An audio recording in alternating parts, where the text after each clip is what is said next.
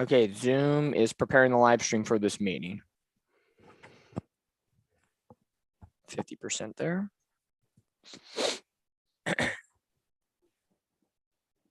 got Zoom tries to tell me the meeting's being live. Alrighty, you're still there? Here. Okay. Okay, so it is live now on YouTube. And Fernando's on there. Okay, it's going to go back and forth.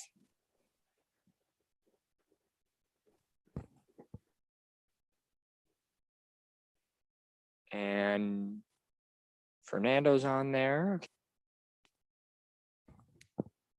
All righty, here we go. Welcome everybody in to the Halos in the Infield and Katella Chronicles trade deadline special. I know we said we were going to come on around 12 o'clock before all the madness happened, but of course, technical tech problems had to take over, and Fernando and I have been going through it, and we are finally on and we are finally ready to roll. Fernando, how are we doing today? I am doing well, Dominic. I always love how we got to pretend like we haven't been talking for an hour. But yeah, man, I'm well. I hope all of you guys listening are as well.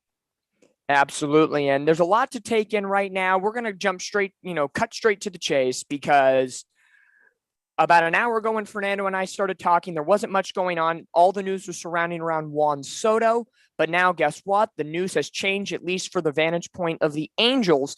And the breaking news that just came out 5 minutes ago, outfielder, our God, Jesus, Brandon Marsh, has been traded to the Philadelphia Phillies. That is breaking news just a couple moments ago. Brandon Marsh to the Philadelphia Phillies in exchange for Double-A catcher Logan. What's his name? I'm trying to remember. He's a Double-A guy. Logan boy. Hop. Hop or Hope. I don't know how I'm pronouncing it correctly. But Marsh gone for a Double-A catcher. For everybody watching right now, feel free to comment, join into the group chat, and give us your feelings on what's going on, not just with the Angels, but with the trade deadline as a whole. Fernando, I'm going to kick it off to you first. Brandon Marsh goes to the Phillies. What do you think? I think we got a catcher who's batting 275, and he's a career 273 hitter. So, I mean, you can't say he's not consistent, right? He's been in the minors for, I believe you said 3 years. I mean, he was drafted in 2018.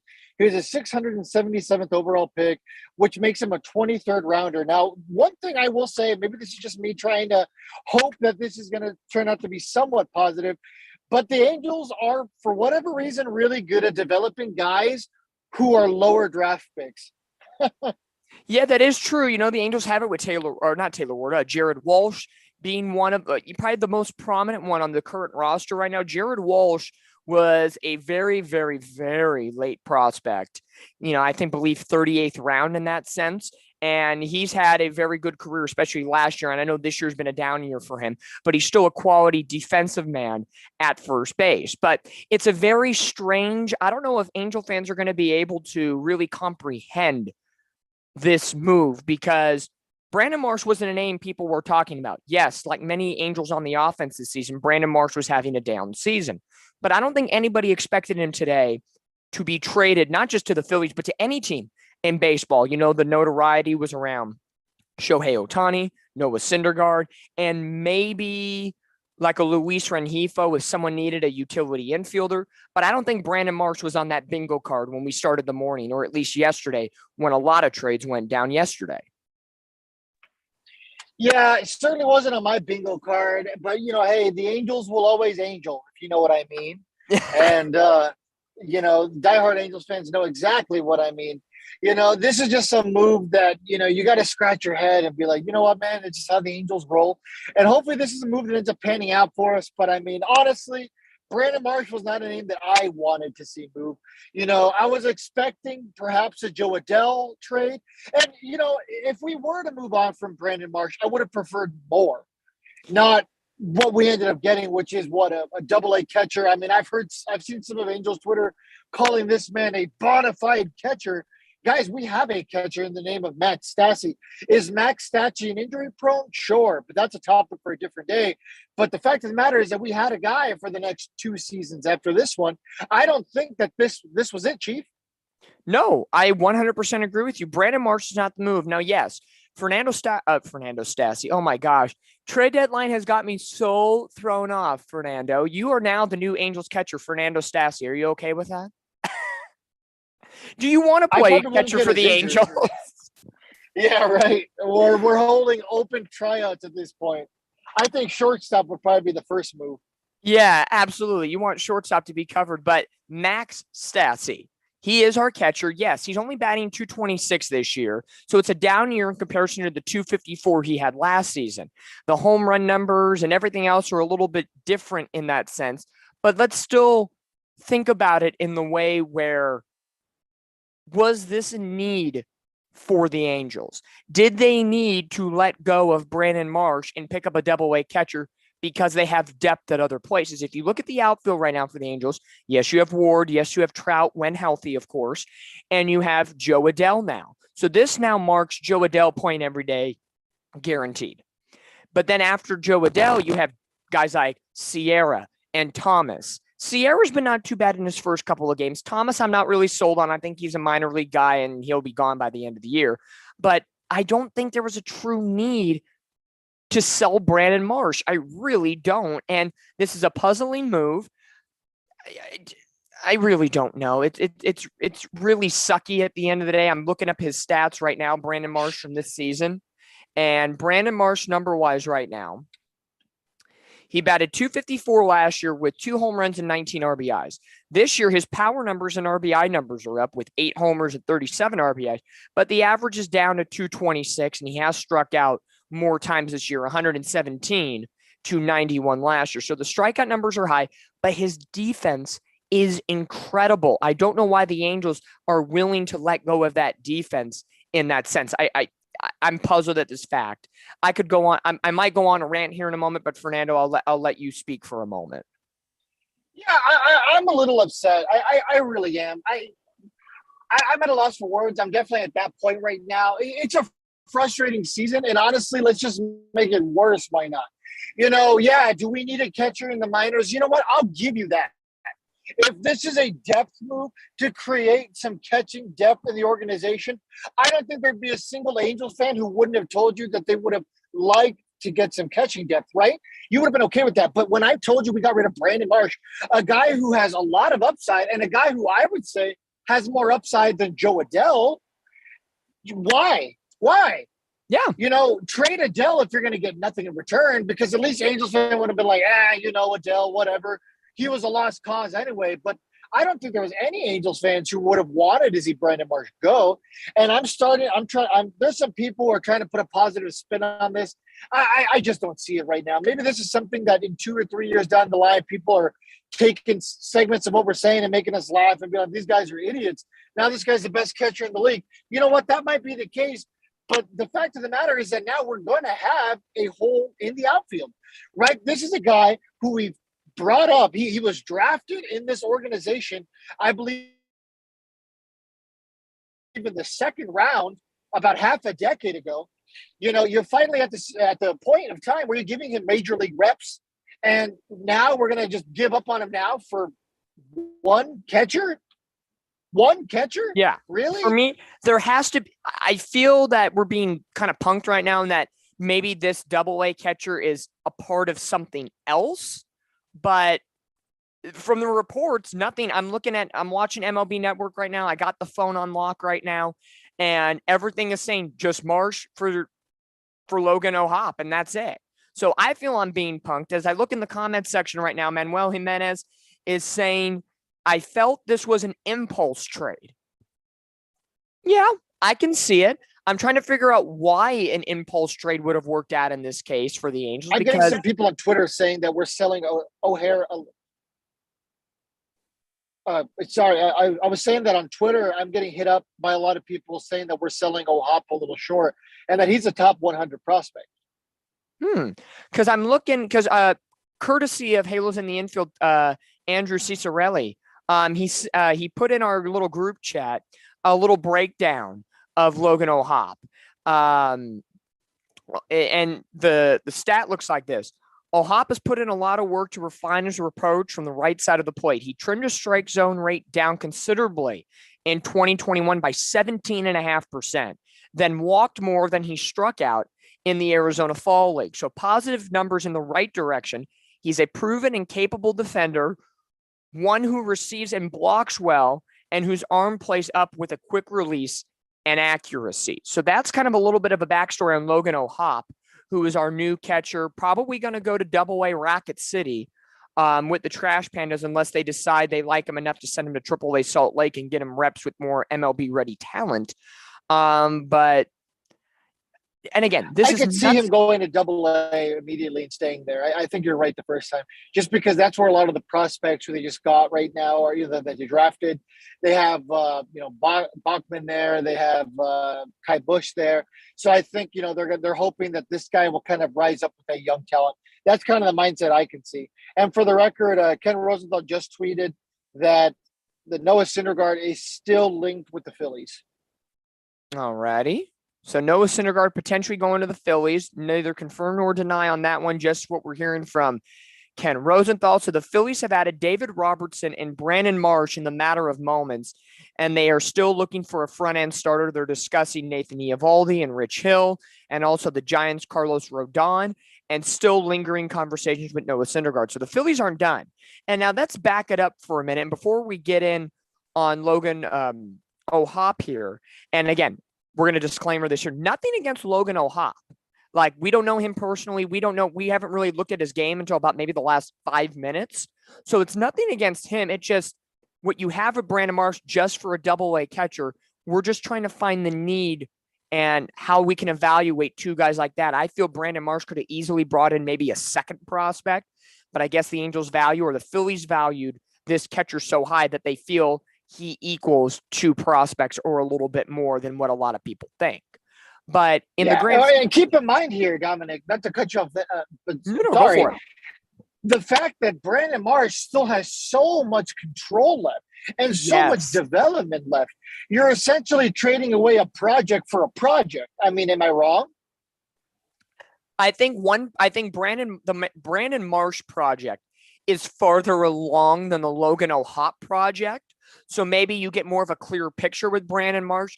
Does some things in Brandon Marsh's game need improvement? Yes, it's more of his bat than his defense, because his defensive speed is great. There's nothing really much to change there. He's going to be who he is. And yes, the Phillies did indeed need an outfielder. Bryce Harper's going to be out for a long period of time. Nick Castellanos was not great in right field. Pardon me. And Brandon Marsh fills that need. And to put it in even more perspective, think about this. At the beginning of June, when the Angels went to Philadelphia and played a 3-game series and got swept during that 14-game losing streak, the Phillies sucked. They had just fired their manager, Joe Girardi, and their organization was in disarray in the NL East division. All of a sudden now, within 2 months after they played the Angels, they've turned their season around, and guess what? They're making trades and they're looking like contenders and looking to battle in that NL wildcard spot now. So, see, it's a very tale of two seasons. The Angels, we wish we could have been like that after the 14-game losing streak, like the Phillies, like a lot of other teams. But the Phillies are a prime example of that right now, of sucking early on, have come on strong, and they have now the ability to make these moves and get better and compete towards a postseason spot. Yeah, absolutely. And that's going to be the move, though, for a lot of these teams, right? I mean, hey, but don't worry, we're going to run it back, most likely. I mean, a lot of people are saying that the Angels have too high of an asking price for Syndergaard, so we might be getting 2 months of pointless quality starts out of Syndergaard. Yeah, exactly. So, look forward to that. And the Phillies are in that last wild card spot right now. So the Phillies, if it ended today, it's postseason, baby. It's all good for them. But Brandon Marsh has been traded to the Philadelphia Phillies for a Double-A catcher. Very confusing. Logan O'Hoppe. He's the Phillies' number 3 overall prospect. So he is high up in their system. He was revered extremely well. So maybe that's why we only get, it's a basically 1-for-1 type trade. But as we unpack that, there's some new people coming into the Zoom, new people coming on to YouTube Live for our Halos in the Infield and Katella Chronicles trade deadline special. Todd Fox in the house. How we doing, Todd?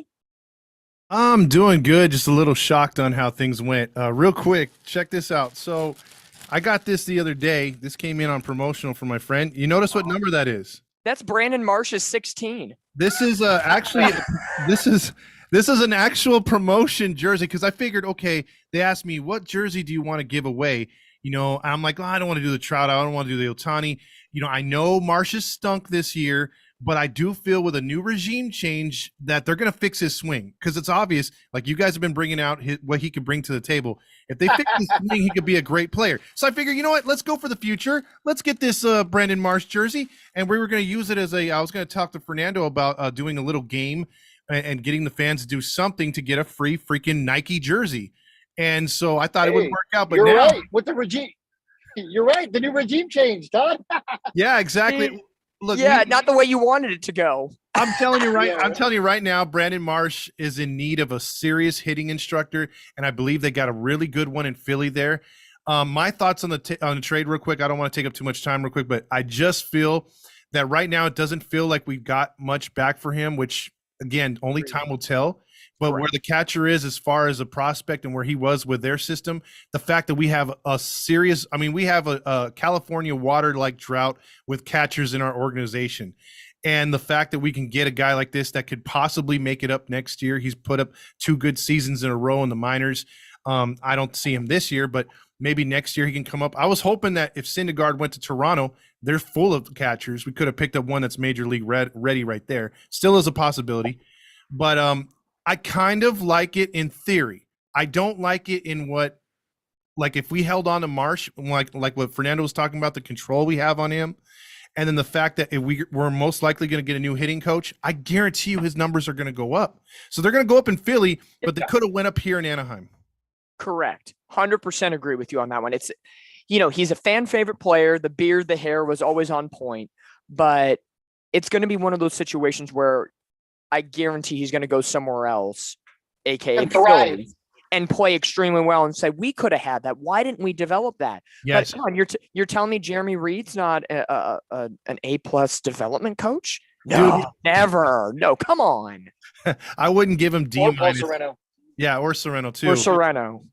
And real quick on Sereno, Fernando, Jim sent me a picture. You know how they sell the jerseys over there? They have those game-worn jerseys, the used ones from like spring training or whatever. They had a Paul Sereno jersey for $30.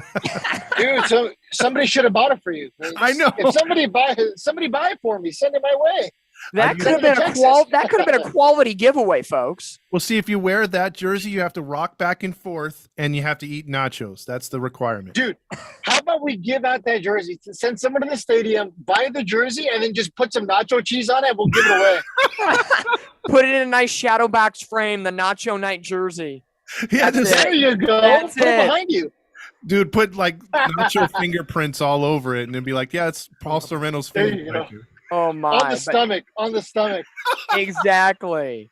Oh my gosh. Yeah, there's so many good things right now, at least not from the Angels' perspective, but a lot of good trades that have gone down. This has probably been the most trade deadline activity we have seen, I would say, in the last 4 to 5 years, guaranteed. I agree. We do have somebody else entering the group chat here. Fernando, do you want to introduce him a little bit? Because you have a good relationship with them.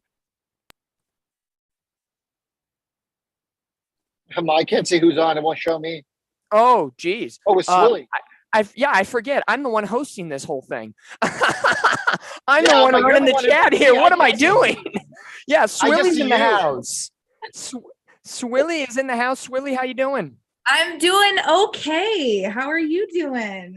It's a pleasure. For me, it's the first time virtually meeting you in that sense. Yes, so it's thank you guys so much for having me. I appreciate it. Of course. We wanted to have you on, and we wish it was under a little bit better circumstances and not the top story being Brandon Marsh is gone. I thought Juan Soto would be the top news of the day, but unfortunately we have to go with the closer Angel news. But before we get into more trade deadline stuff, what's your take on the Brandon Marsh situation? Man, yeah. Bummer. I mean, like you were saying a few minutes ago, he is clearly one of those guys that's like a fan favorite, and so a bummer to see him go. I think I would have rather seen a different outfielder that hasn't been producing as well.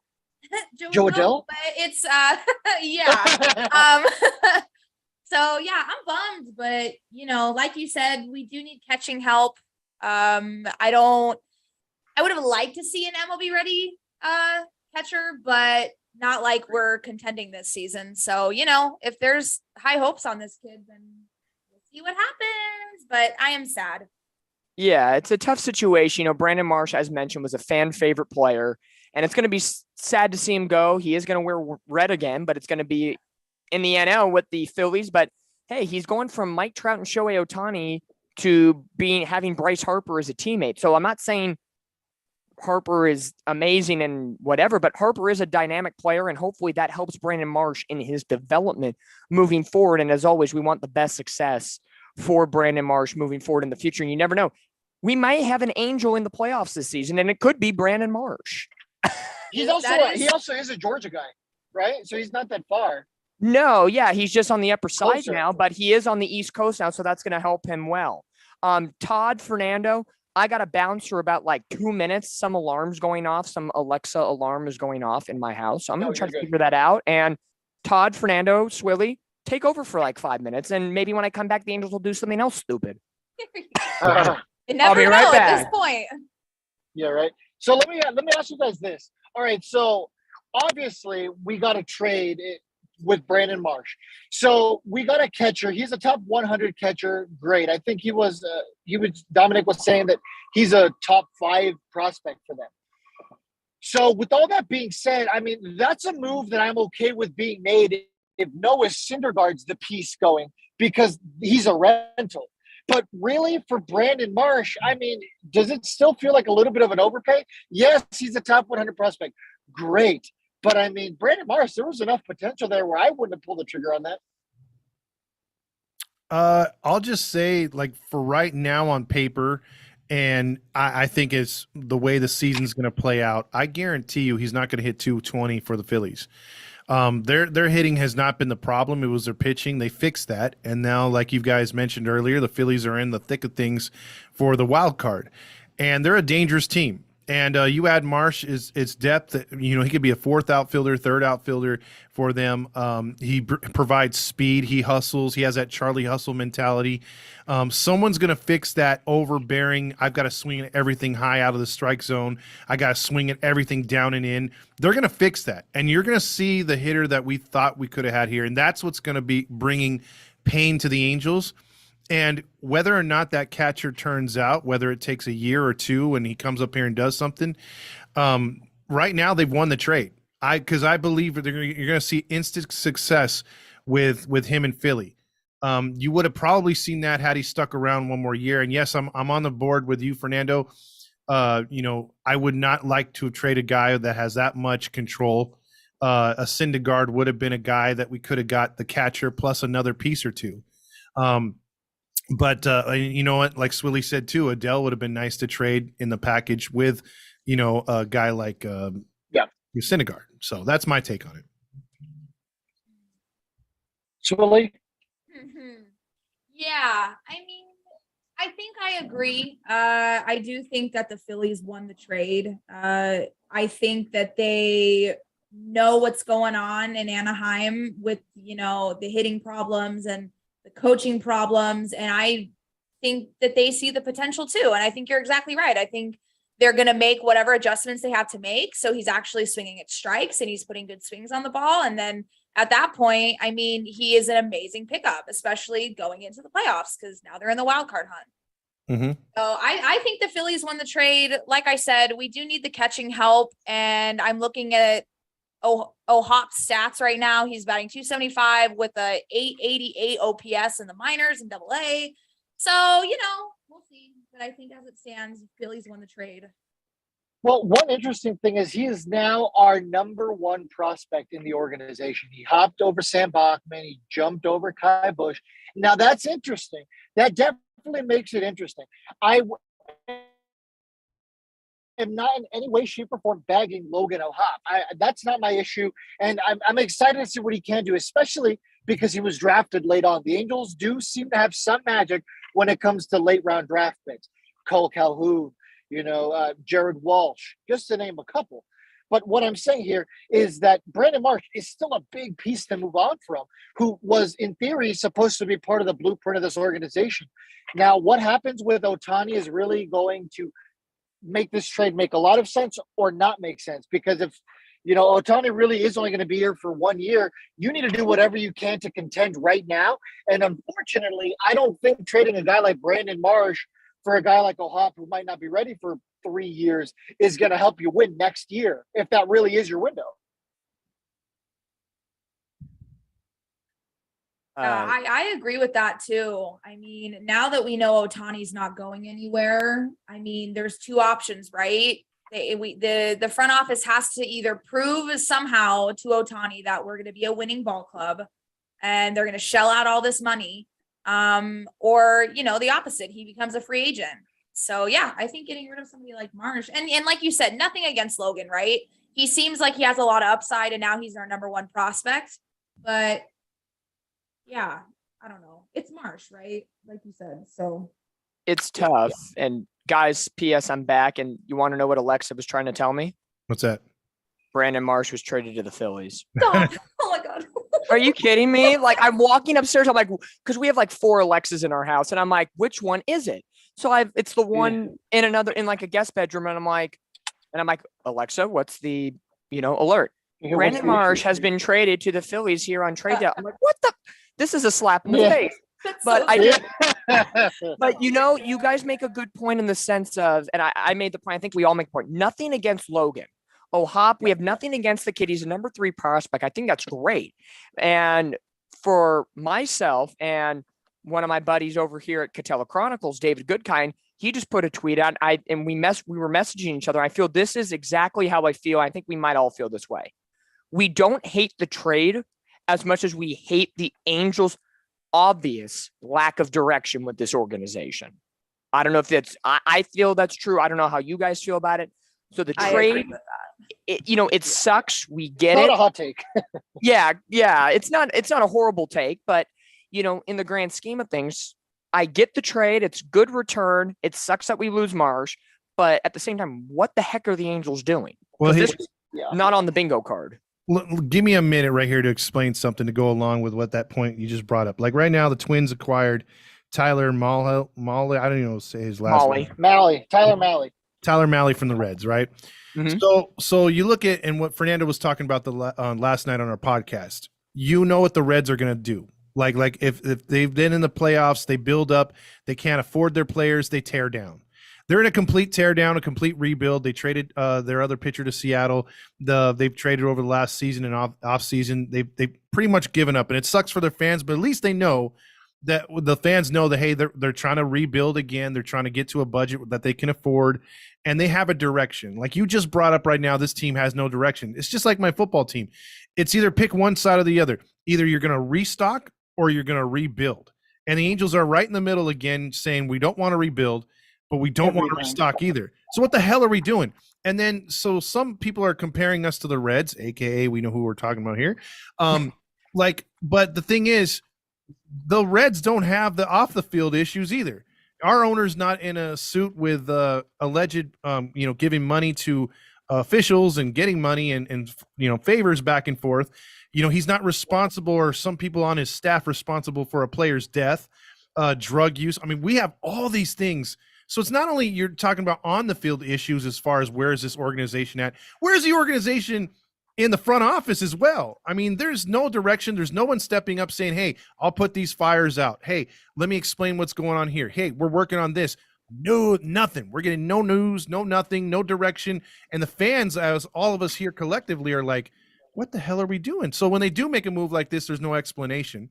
We don't have media that's going to cover it and say, hey, Perry, let us know what you were thinking here. Let us know why you did this. I don't think we're going to get answers like that. That's just me.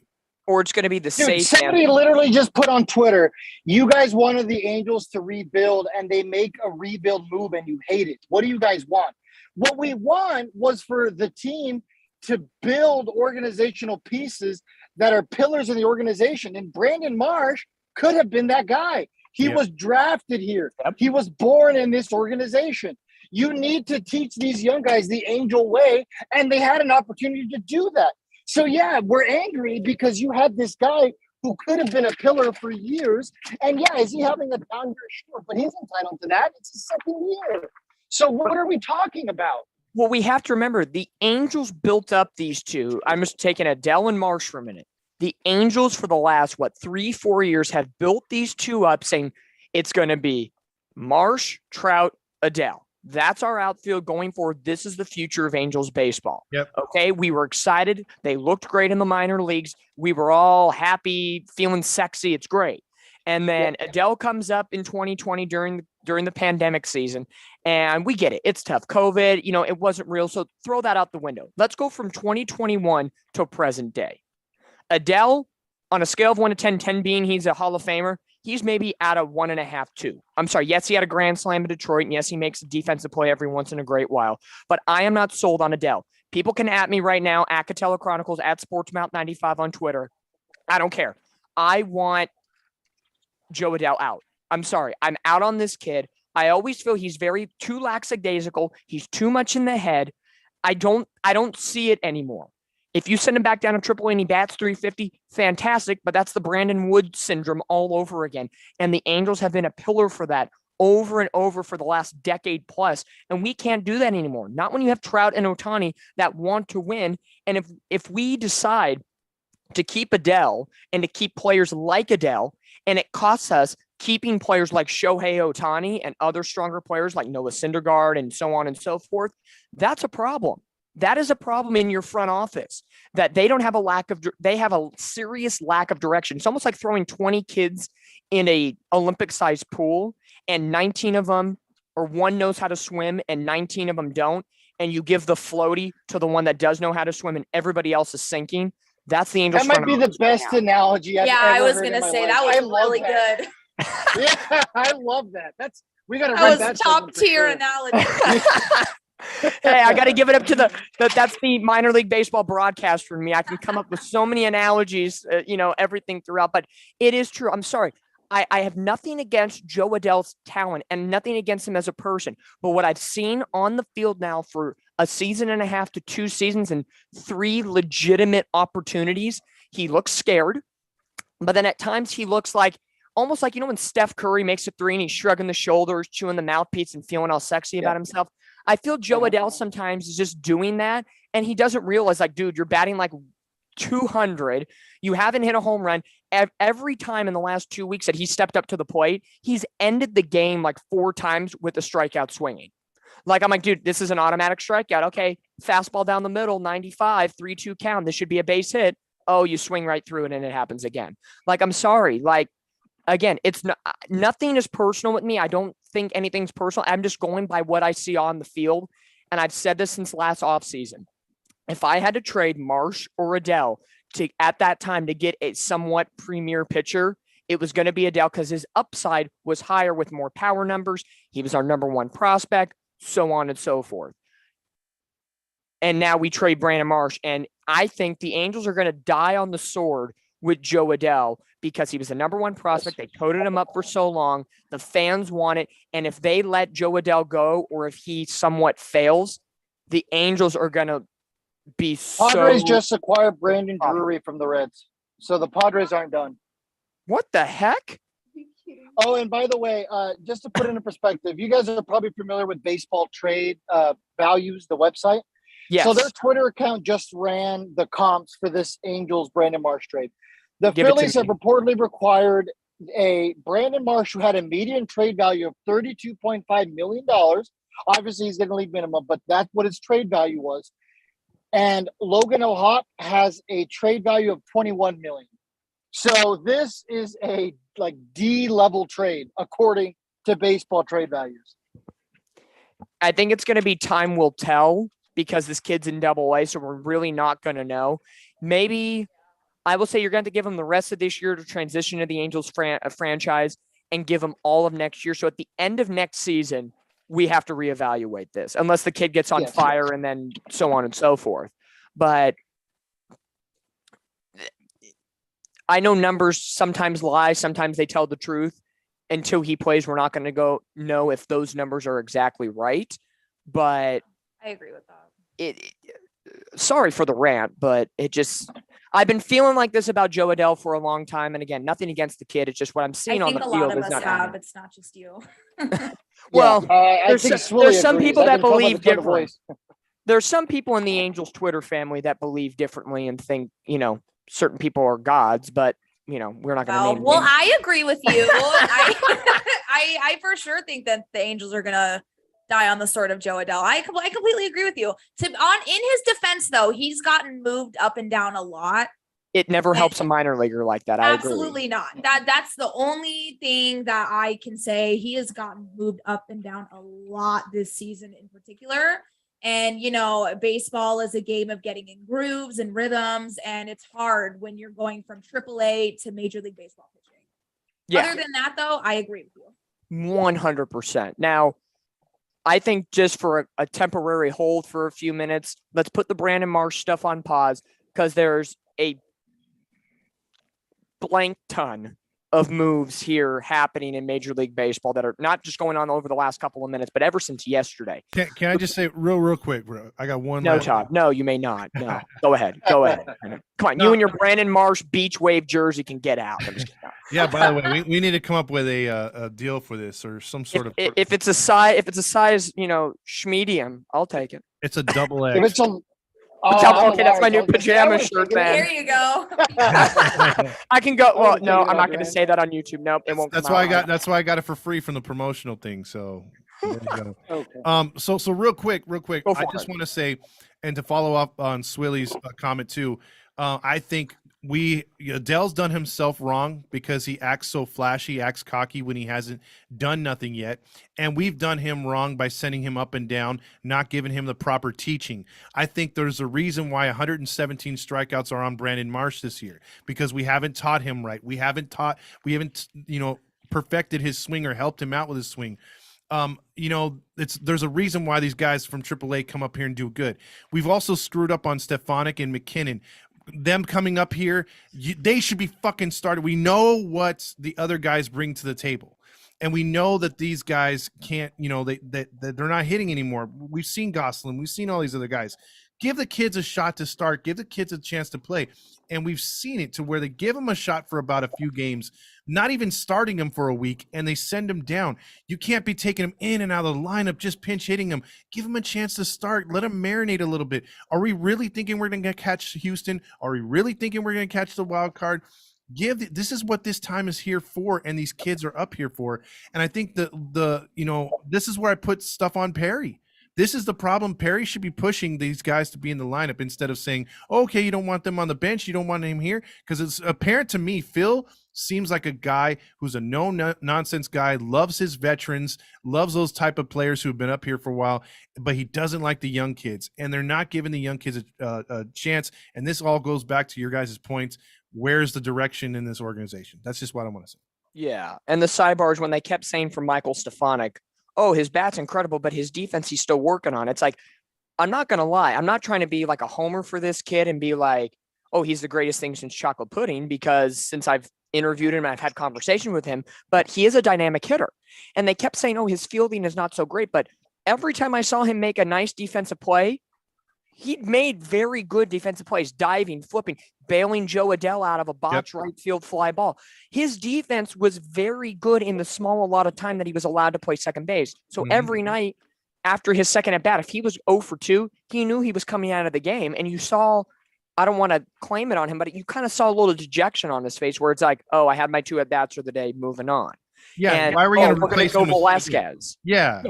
And I'm like, they make a lot of excuses for a lot of guys in this organization. I mean, look at Shohei's rookie year. Remember, like, he had just a little snag versus the Red Sox. It's like, oh, he's out for 2 weeks. He's got a blister issue. We'll make excuses for so many people in this organization. But when you have a young guy who's over there, supposed to be making mistakes because it's his first time in the bigs, we're not giving him an opportunity. You're not making excuses for him. That's the guy who you need to defend, Michael Stefanik, because he is a kid, because he is learning. You don't need to make an excuse for Phil Gosselin. You don't need to make excuses for Anthony Rendon. Yeah. And let me give you guys one last thing on that too. McKinnon, they asked him to go over there and play third because Walsh Walsh has got to anchor first. He's got to strike out at first. You got to leave him in the lineup. From what I was taught in baseball and seen in baseball in the 80s and 90s, if you're slumping, hey, man, the next guy up. If you're going to keep slumping and you're not changing up anything, you're going to get moved. You're going to have to hit the bench. We kind of just keep pushing crap onto the field. And McKinnon, when he was at first base, again, he wasn't tearing it up because he wasn't given an everyday opportunity. But there was times in there where he was the only one getting hits. He got RBIs, pinch hitting. Stefanik was getting hits. The one thing we've been lacking as an organization, as a team, is hits, getting guys on base. Yeah, contact. Those guys are pure contact hitters.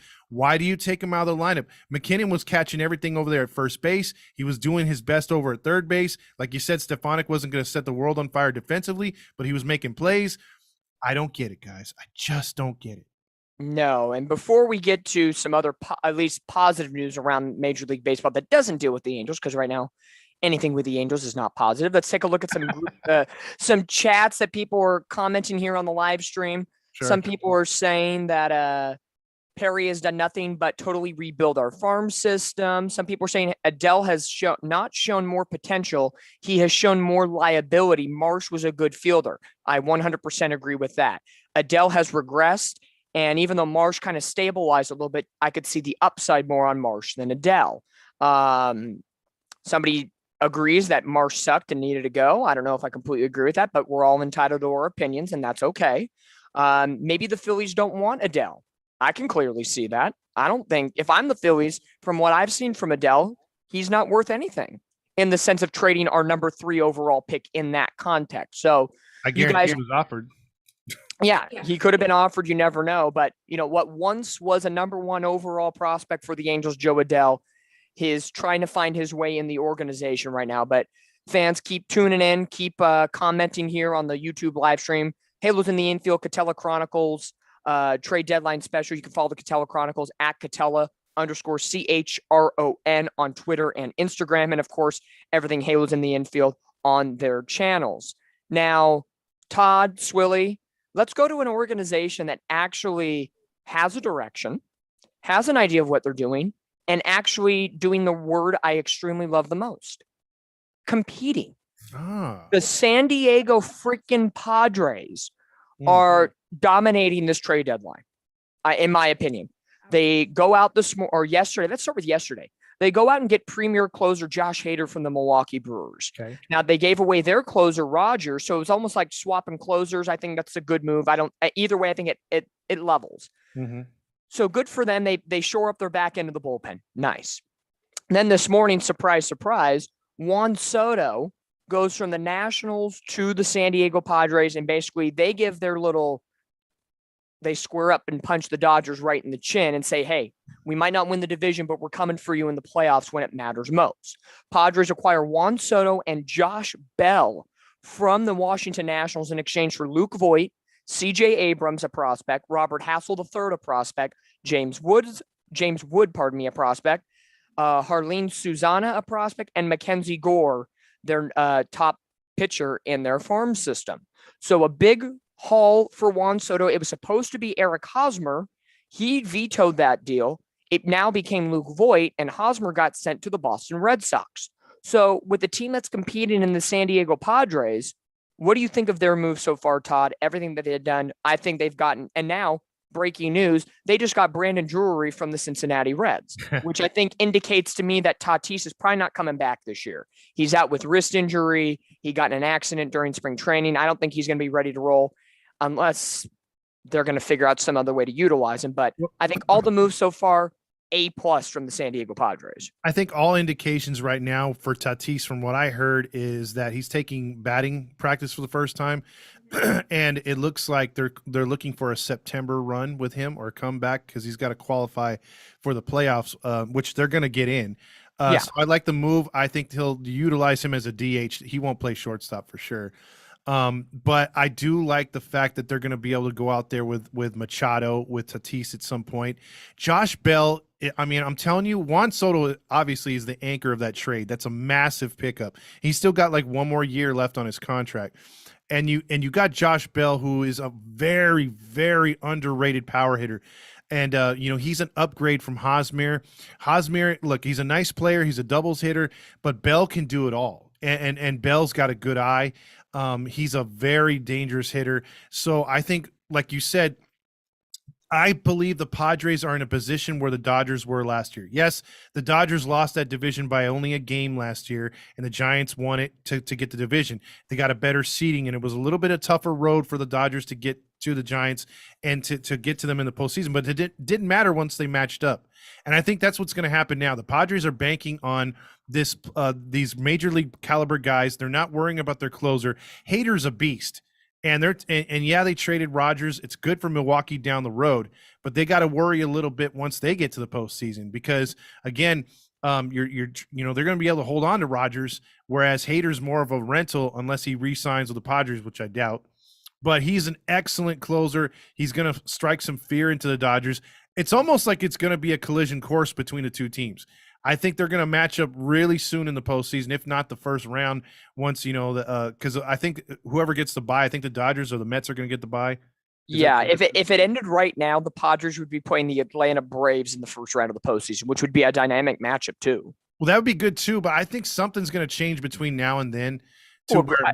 I agree, 100%. Yeah, and I think the Padres are going to wind up matching up with the Dodgers real soon, and that might be what happened last year happens this year. The Padres, it doesn't matter. They're out of the division, but they're going to nip the Dodgers in the butt. And I would love to see that, believe me. Yeah.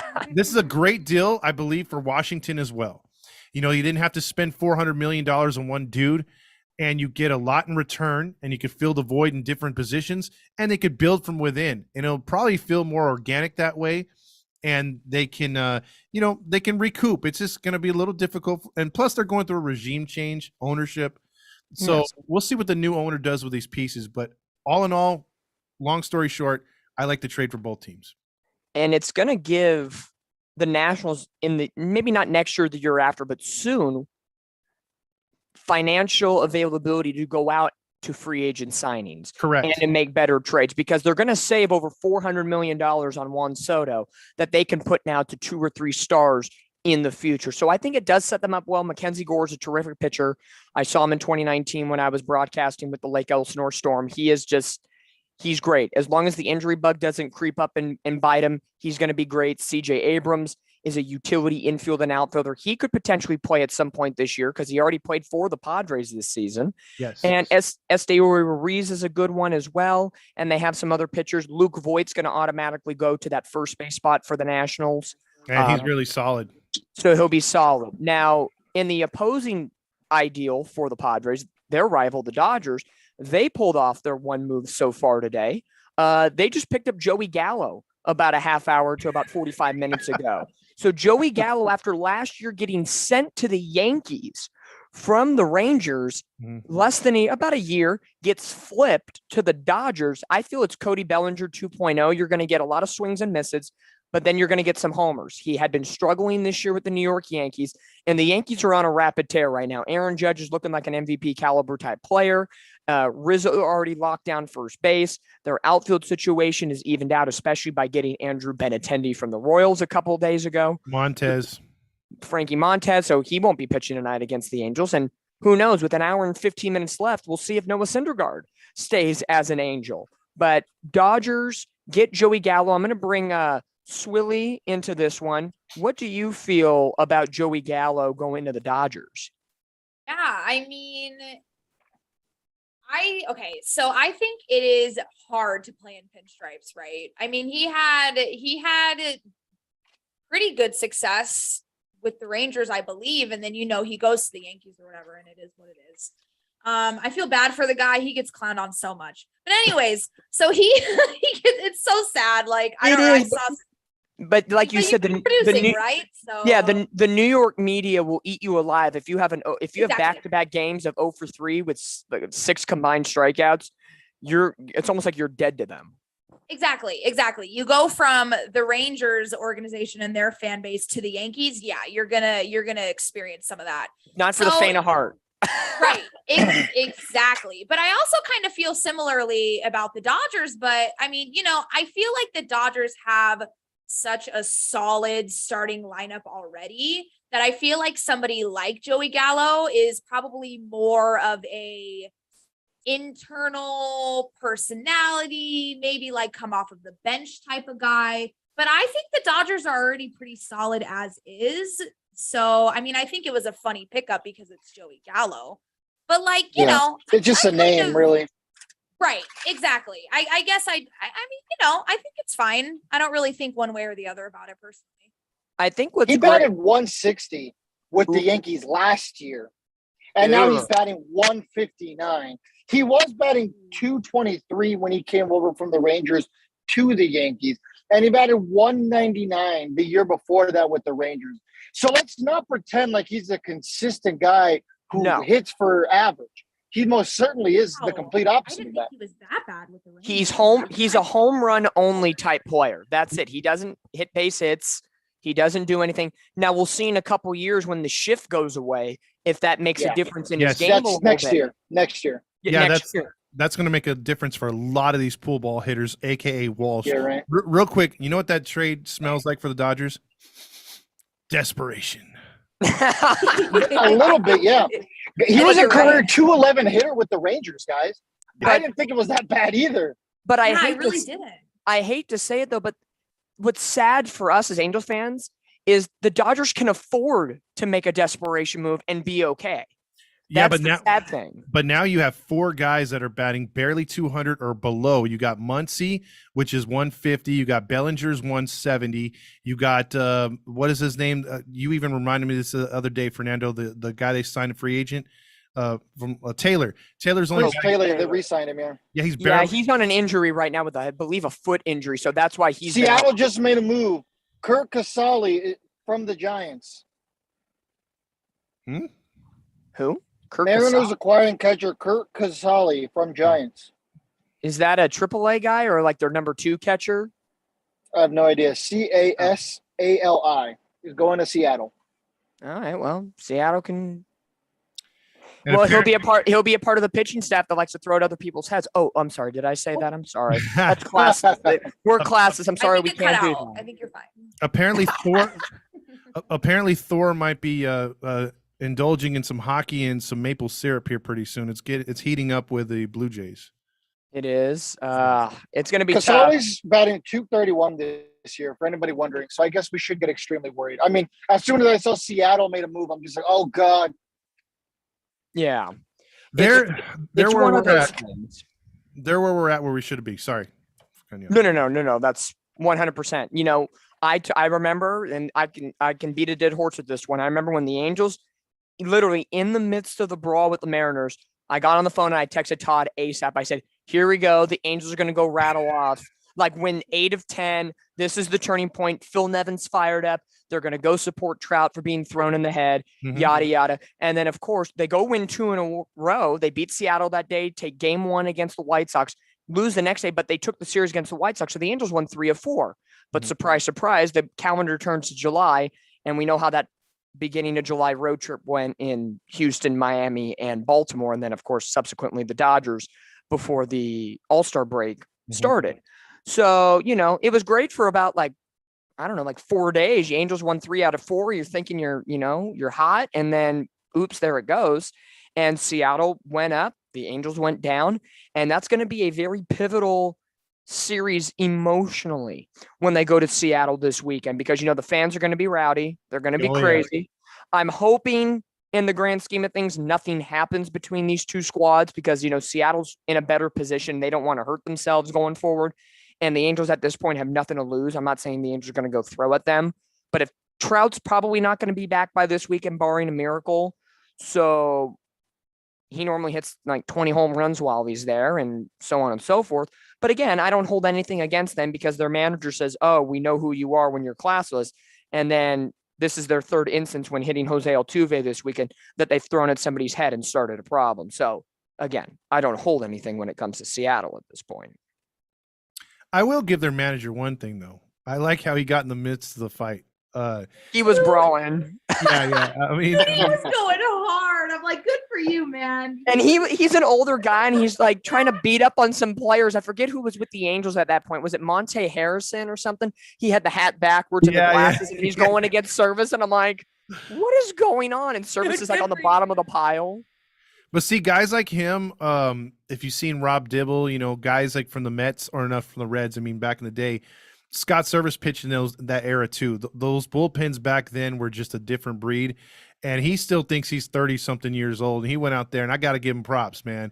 I've never seen a manager on the ground. I've seen managers tuggle with other players. I've never seen him on the bottom of a pile beating on somebody. I thought that was really cool. No. Do you guys think this is the year for Seattle? To break the playoff drought, yes. I don't think they're going anywhere, though. Oh, yeah. No, I don't think they're going to be winning the World Series. But what about you, Dominic Swilly? No? Right now, Toronto and Tampa occupy the first two spots. Seattle's got the last one. Cleveland's 1 back. Baltimore 2.5. Boston's 3 back, but they've traded now. And the White Sox are 3 back. I can see it being Seattle's year, but in the most Seattle way possible, they'll probably screw the poop like the last 2 weeks of the season. Hey, the Angels did it to them last year. I know it was a different caliber. The Yankees and Red Sox knocked them out, and Toronto's playing hot baseball right now, and they're looking to improve here at the trade deadline. Tampa Bay really hasn't done anything. They got Peralta from the Diamondbacks, so they did something, but it's not like, put him over the hill, automatically give him a playoff spot. Cleveland hasn't done anything. Baltimore they traded away Trey Mancini and their closer, so weird. Yeah, they're selling. And Chicago White Sox are kind of neutral right now. I know the White Sox, the Dodgers, and the Yankees were in the Ohtani race. Ohtani's not going anywhere. That's breaking news. Not so much. I did think for a moment the White Sox made sense because they are battling and Ohtani would help them, but they don't have the prospects like the Padres did, emphasis on the did. Or the Dodgers do, or some other teams do. So I knew the White Sox weren't going to be in, even if the Angels were serious about trading Shohei Ohtani. But based on the caliber, and you know what's sad? As the Angels currently sit 11 games out of a wild card spot right now, if the Angels were a little bit better, and let's say they were like at 500, they'd only be 3 games out of a playoff spot. Yeah, 500 baseball gets you 3 games out of a playoff spot with that new extra wild card. You know how bad that pisses me off? It's ridiculous. The amount of you tally up the 1-run losses or like the losses we had, like that second game against the Royals where we lost in extra innings after Ohtani has like 8 RBIs and 2 home runs in the game. Like games like that piss me off. And even if you just swap 7 games, I'll say 7 games, we could have been 2 under 500. You switch 7 decisions this year for the Angels, and we're only 5 games out of a wild card spot, and we could be buyers right now. Yeah, you know how that's so crazy in my mind. I don't know how it is for you guys, but it's crazy to me. It makes you jealous of a team like Baltimore, like you guys are mentioning. They can afford to trade a closer because their setup guy throws over 100. They've got young talent. They're playing their talent. Like, again, I wish we had direction like them. At least we know what the Baltimore Orioles are doing. They'll be good next year, and they might. I mean, that entire American League East is pretty damn phenomenal. They're all competitive right now. The entire division's in the race. That's freaking – I've never seen that. I don't know about you guys, but I don't remember seeing an entire division like in the thick of the playoffs. I mean, it's so good to see.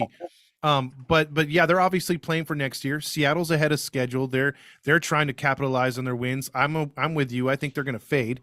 Yeah, it makes me pissed off too, because this team, had they just scored some runs, I mean, they're averaging like 1.5, 2.5 runs at best a game. If they were to be at 4 or 4.5 where they were early in the season, we could be talking not only 3 back, they could, be a few games over 500 and maybe right there tied, with that last wild card spot with Seattle. We don't know. I mean, it's just they've not lived up to any kind of potential, and they have not fixed anything.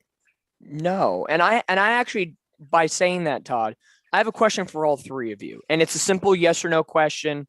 I'm just interested to see if the Angels were mediocre all season long and we'd still be where we're at today.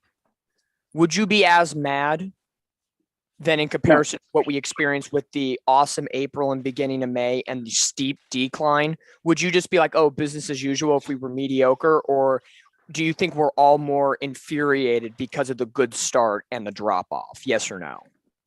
If I could take it first, because I kind of already rudely cut him off. For me, I was just, the answer is clearly no. I'd be like, whatever. because now we have to deal with, with the honk side of things. And I hate using that term, but, now we just get this false hope of, oh, don't worry, we're going to run it back next year. It's like, that's what we've been doing for the last 3 years, running it back, right? Every single offseason. We sit around and we wait for guys to come back and be healthy. Don't worry, Rendon's coming back next year. Oh, don't worry, Garrett Richards is coming back next year. We were hearing things like this for years, and it never happened for us. It never worked out. And if the season would have just been a shit show from the beginning, it would have been fine, because at least at that point, there would have been no hope. It would have been like, hey, okay, let's tear this down, because clearly it's not working out. Right. Maybe if we were, not doing well all year, then there would be some sort of direction. And maybe that's the problem. I don't know. Maybe because we did start so hot this year and now we are where we are, there's no answers. It's like, what happened? We still don't really know what happened. And just something really quick that I want to point out. I talked about this when I had the podcast with Fernando last week. At the All-Star break, we lost 25 games by 2 earned runs or less. 25. And when you're talking baseball, 3 is typically a number that you like to live by, right? 3 runs or less. If you're losing by 3 runs or less, it's only 3 runs, whatever. 25 games we lost by 2 runs or less. So even if we take half of those, then we're almost a 500 ball club. And then we would be in the mix for a wild card spot. That's what's infuriating. It's insane. The run differential, again, I don't really know how it's been since the All-Star break, just because I have these notes written down. But I'm trying to. It's 1.5. Yeah. 1.5. That's so sad. We have a batting average of 189 and 1.5 runs a game. On the season or in the month of July? That's the month of July. Oh, God.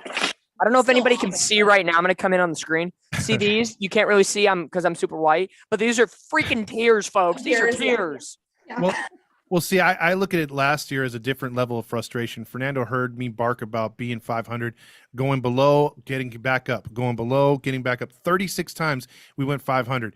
But there wasn't the type of frustration this year of the talent that was on the team to where we can say, damn, they're just not producing. They scored runs last year. And I brought this up to Fernando real quick, that I liked watching prior Angel teams in the past when they would score runs, but we'd lose like 9-8, 9-7. We're trying, we're playing, we have no rally monkey mentality. They should just dump the monkey already. It's over. It's stupid. Start over. We need something else to rally the troops, because that's obviously not working. But just the fact that we can't score them for the first time, because those teams in the past had no pitching, but a lot of good hitting. And that's exciting baseball. Now you go to games this year, we've got playoff caliber pitching, but we've got no hitting and no approach and it's so frustrating, because you could tell, hey, just bunt here. This will put us in a better. They don't bunt. Hey, just go the other way. The first and third. They don't do that. Obvious things that other teams come in here and do, and we can't do. It just goes back to the coaching, and I think that's what's the different level of frustration this year.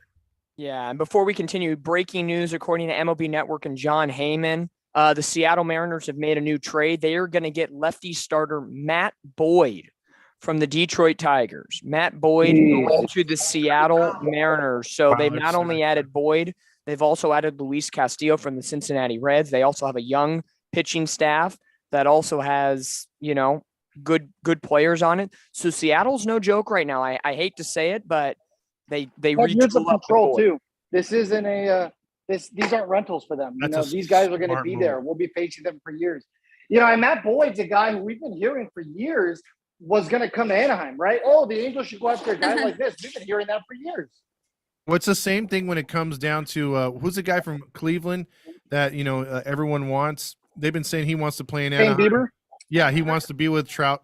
I guarantee he'll be somewhere else. Oh, yeah, he'll go to the Dodgers. Yeah, we don't. But now there you go. But now that gives the Mariners a real starting 5 rotation. They're scary. Well, because their starting 5 has had some rookies in it, like George Kirby and Logan Gilbert. But now they can kind of keep George Kirby as more back in AAA and get him beefed up a little bit for a couple years from now. So Boyd kind of takes that spot. But after that, they have a really good rotation, and I hate to say it, but because we don't like them right now, or we never have, but the writing's on the wall, and the fact is that they are improving, and they're about a year or two ahead of where they thought they were going to be. And go along with a good bullpen, and now you added hitters, and that one dude that broke out for them went to the home run derby. They've got Julio Rodriguez. yeah, they have some skilled players now in the batter's box, so they're starting to round out like a real major league team, and unfortunately, that's scary for us. And for Yeah. Let me ask you guys one more time. Is this the year for Seattle? Is there any doubt now? Damn, after that trade, I don't Yeah. know. You know what? Maybe. You know what? I answered it earlier. I said no. They'll probably drop in 2 weeks. I'll move my answer and say no. They're going to drop only a week out. So ask me that question again at about an hour and 20 minutes when it's about 3:15, because 3 o'clock's the deadline, and a couple moves get sprinkled in that hit the media 10 to 15 minutes after. So ask me that again around 3:15, 3:20 p.m. Pacific time, and I'll get you back another answer. Well, let me ask you real quick though. The Twins just made a move, but I lost it. It was a pretty insignificant move. That was like Sandy Leon.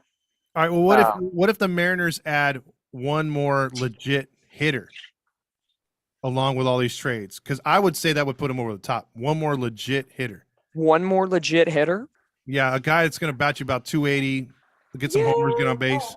Then I can actually say they'll be competitive. Because if I look at their lineup yesterday when they took on the New York Yankees and lost 7-2, who was in their lineup? Let me just look at their everyday lineup. So they're Frazier, Winker, Suarez, Santana. Santana's actually been a very good pickup for them. That was kind of a sneaky. So they kind of already added one bat. I'm not saying he's 280 forever, but yes. Crawford, Lewis, Raleigh, Kellenic, and Toro. Kellenic ain't doing anything. He's batting 129. Raleigh, their catcher's 204. I think if the Mariners could get a catcher that hits, that would be great. But they're not going to waste, because Cal Raleigh was their number one prospect. Yeah, they're not going to trade for a catcher, because that would be like us falling on the sword of Joe Adele. Can't do. Yeah. Kellenic is what's his name? Brandon Wood 2.0. Yeah, because I saw him when he was in Modesto with their, at the time, high A, and he was a freaking beast. I was like, oh, I want this kid. Yeah. Eugenio Suarez is good at third. He's only batted 231 this year. If you look at their lineup is not batting average heavy. And if you look at their bench, Ty France has been phenomenal this year. Yes. And that's pretty much it. So Ty France is batting 308. Everybody else, their next best batter is JP Crawford batting 262. So Todd, I agree with you. If they can go get a bona fide bat, regardless, infield, outfield, whatever, some sort of a bona fide at bat. Oh, and I forgot Rodriguez is on the IL now, and he's had a good rookie campaign. But if they can go get a bona fide bat, then I'll say yes. This I would give them a stronger chance that they could make it. Right now, they're teetering for me at about 55 to 60%, and that's with the 1 to 2 week drop off.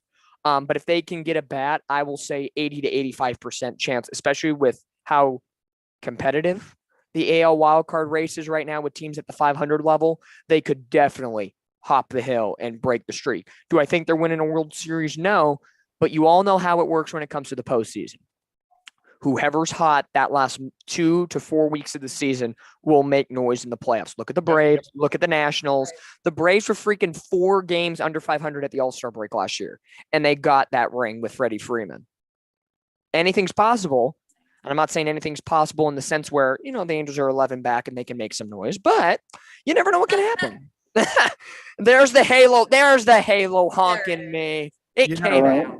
You weren't honking. You think the Dodgers are going to make a move in response to the Soto trade that the Padres made that's not Joey Gallo? Yes. You have to remember, Wilson Contreras of the Cubs and Ian Happ of the Cubs have not gone anywhere. And the Dodgers have been rumored to wanting to hop. They are? They are. Ooh. I think we could see somebody getting pulled in the middle of a game. That would be crazy. I think the Dodgers are blindsided with this one, so I don't know if they have the time to react. But are they really blindsided? They know the Padres had a stack system. They knew that, San Diego's the little brother in that division and in the NL. So Yeah, maybe they're blindsided a little bit, but I don't know if they're like, oh my God, I can't believe they did it. They can't be that blindsided. Yeah. They're the I mean, Dodgers. all we heard for weeks was Padres, Padres, Padres, right? And then you And heard once the Cardinals dipped last night because they weren't going to offer their number one prospect, the Dodgers basically, that was their chance to balk or not balk, and they balked because they weren't offering their number one prospect. So really, at the end of the day, it was Padres or nothing, and Soto had to go somewhere. So the Dodgers can't be that Washington stupid. wanted They're too something smart for for him. that. Yeah. Yeah. I'm looking at some other moves right now that have been made already just to stir up the conversation while MLB Network is currently on a commercial and doing us dirty because why don't they have an advertising sponsor that is going commercial free for the final hour? Yeah, right. They should. That's ridiculous. Sponsored by Staples. Yeah. Honestly, an interesting trade that I did think yesterday because it hasn't happened in a very long time. The Astros and the Atlanta Braves trade for Jake Odorizzi and Will Smith, the two former World Series competitors swapping pitchers, and it was a 1-for-1 trade. I thought that one was kind of interesting, just on the basis of it being the Braves and it being the Astros, and who knows, we could see them again in the World Series. I don't like that because Odorizzi's on the downslide. Will Smith has still been a very good, effective, pitcher. That just makes I think the Astros win that trade big time. I agree with you completely. And what about our old friend Jose Quintana? Yeah, going to St. Louis. He didn't know how to throw a strike with the Angels, but he revives his career with Pittsburgh. That's And Isn't that how it normally works? Yeah, and he finds his way to the freaking St. Louis Cardinals. Before we get into Quintana for a minute, there's a report on Wilson Contreras for the Cubs. There's over an hour left. This is according to Robert Murray on Twitter. There's a chance that Contreras actually stays with the Cubs. There's not really a market for him right now. No one's really burning up the phones. So there is a possibility that Contreras stays a Cub, does not get traded, and enters the free agent market in the offseason, and the Cubs end up getting nothing for him. Interesting. I was hearing the Mets a lot with him. Yeah. too. Yeah. That's The Mets. Mets, the Mets really haven't done anything spectacular today. They did trade for Darren Ruff of the Giants. They sent away JD Davis. And I think a pitcher involved. I'm going to scroll. Yeah, they swapped Darren Ruff and JD Davis. And that's after a couple days after getting Tyler Naquin from the Guardians. From the Cincinnati Reds. I think he used to be from the Guardians. Now he's with the Reds. Yeah, whatever the case may be, he's a Met now. Well, and the Mets got Vogel back, but that was a few days ago. So yeah, so they did pick him up. That boy coming down a third base line gives me the feels of like a freaking D lineman going after a quarterback. This guy's barreling down. I'm like, oh boy. I'm like, imagine if Vogelbach was in the era of when base runners and catchers would collide at home plate. Oh God. Imagine if Prince Fielder and Daniel Vogelbach had a collision course. Earthquake. Yeah. It's very interesting. The Mets have made moves, but it's been very subtle moves. They haven't done anything flashy. And I know MLB Network was talking about this earlier. Jacob deGrom comes off the IL tonight, and he's pitching for the Mets after Scherzer dominated against the Nationals last night. So the Mets are a good team right now. They have regressed a little bit because guess what? The Atlanta Braves are on their heels, and all of a sudden the Philadelphia Phillies are going to be coming up out of nowhere. So it's going to be a very interesting case scenario. But I think Wilson Contreras should be in a Mets uniform if they want to keep competing. I don't know about you guys. Yeah, I mean, I think when it comes to the trade deadline, and maybe this is just my perspective, but I feel like when you're contending and you're doing really well, you either have two schools of thought of like, okay, it's not, or it's working. So do we fix it? If it's not broken, do we fix it? Do we do anything? They're rolling, they're doing the thing, whatever. And then do we want to add extra pieces to a roster that's already working? So maybe the Mets are happy with what they have and it's working. They're however many games above 500 right now. They're 65. They're 28 games above 500 right now. Jesus, I didn't think it was that good. I didn't know it was that good either. They're 65 and 37 right now. So yeah. I mean, they're killing it. And it's so crazy to think that the Braves are only 3.5 games behind them. Yeah. So, they're doing the thing, right? So do you want to add a bunch of pieces to a lineup that's already working? I mean, we're seeing the opposite with the Yankees, right? They've made a few moves, mainly in their bullpen. What I find interesting to that point, I think honestly, Swilly, you make a fantastic point about, do you want to change a lineup that's working? You know what they always say, don't fix it if it ain't broke type mentality. Exactly. But here's the kind of the switch of that, or the kind of the opposite take of that a little bit. Look at the Houston Astros. They're dominating the AL West. They know they're going to compete deep into the playoffs. And I think in their eyes, they know the New York Yankees are the team they're going to have to get through in order to get to a World Series again. Absolutely. And they go and retool with Christian Vasquez. They pick him up. Martin Maldonado is a good defensive catcher. His bat's not there, but he's been playing a huge number of games this year. They really don't have a backup catcher, so this will allow Maldonado to have a couple days off and be fresh for the postseason. So I like the move. They also go out and get Trey Mancini. They hadn't been getting a lot of production out of first base Yuli Gurriel this year, which is a very odd thing because he's been so dominant in years past. Yordan Alvarez has been fantastic this year. Alex Bregman, not so much. Jose Altuve has been fine. And then they're still trying to work their way around losing Carlos Correa. Pena's been great, but who knows? And quick sidebar back to the Contreras thing for like 5 seconds. According to John Heyman, Mets do not see a likelihood for a Contreras deal at this point. So it looks like Mets and Contreras are not going to happen. Swilly, Fernando, Astros getting some more production in their lineup. They do lose Odorizzi, but they do get a top end, back end of the bullpen piece in Will Smith. So between Vasquez, Mancini, and Smith, where are they in comparison to competing with the New York Yankees? Because I feel that's the class of the American League at this moment right now. Yeah, I mean, well, first, piggybacking off of what you just said too about like the different, strategies going into a trade deadline like this. The only difference between the Mets and where they are and the Astros is that the Astros have 12 games on Seattle, and then the Mets have 3.5 games. So I think that the Astros have more cushion to work with, like bringing some of these really key players into their lineup. Although I do agree with you.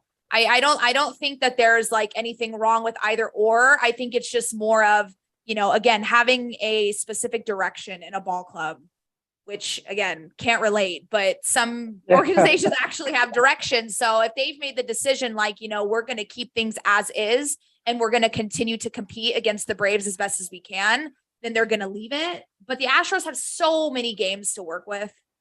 So maybe that's why, I just wanted to plug that in there. Yeah, no, 100% agree. And to put it in perspective a little bit, at least in the American League between the Astros and the Yankees haven't sat back and done nothing, and they're just rolling with what they have. They added Frankie Montas and Lou Trevino from the A's. So they, assess their pitching aspects on their roster. Yes, we can't relate to what a focused, organized franchise is right now.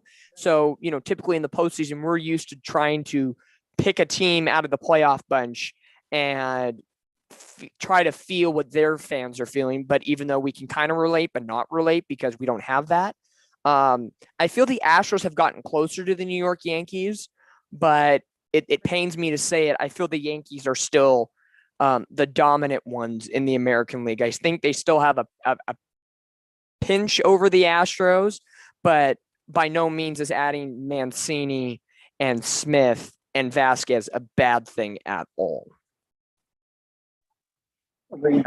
Fernando, go for it.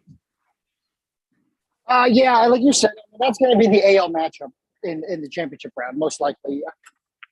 I don't see an avenue where any other team would legitimately compete. I mean, granted, we still have, 45 minutes left here in the deadline, so that could shift drastically.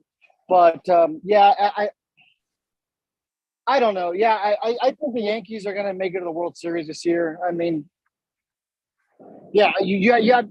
I'm tripping over my words, man. I mean, you just don't know how to act when there's an actual good team doing good things. In a minute, man. I mean, when was the last time that we were buyers at the deadline? I mean, 2017, and we weren't even a buyer at the deadline. There used to be the waiver trade, and that's when we got Brandon Phillips and Justin Upton.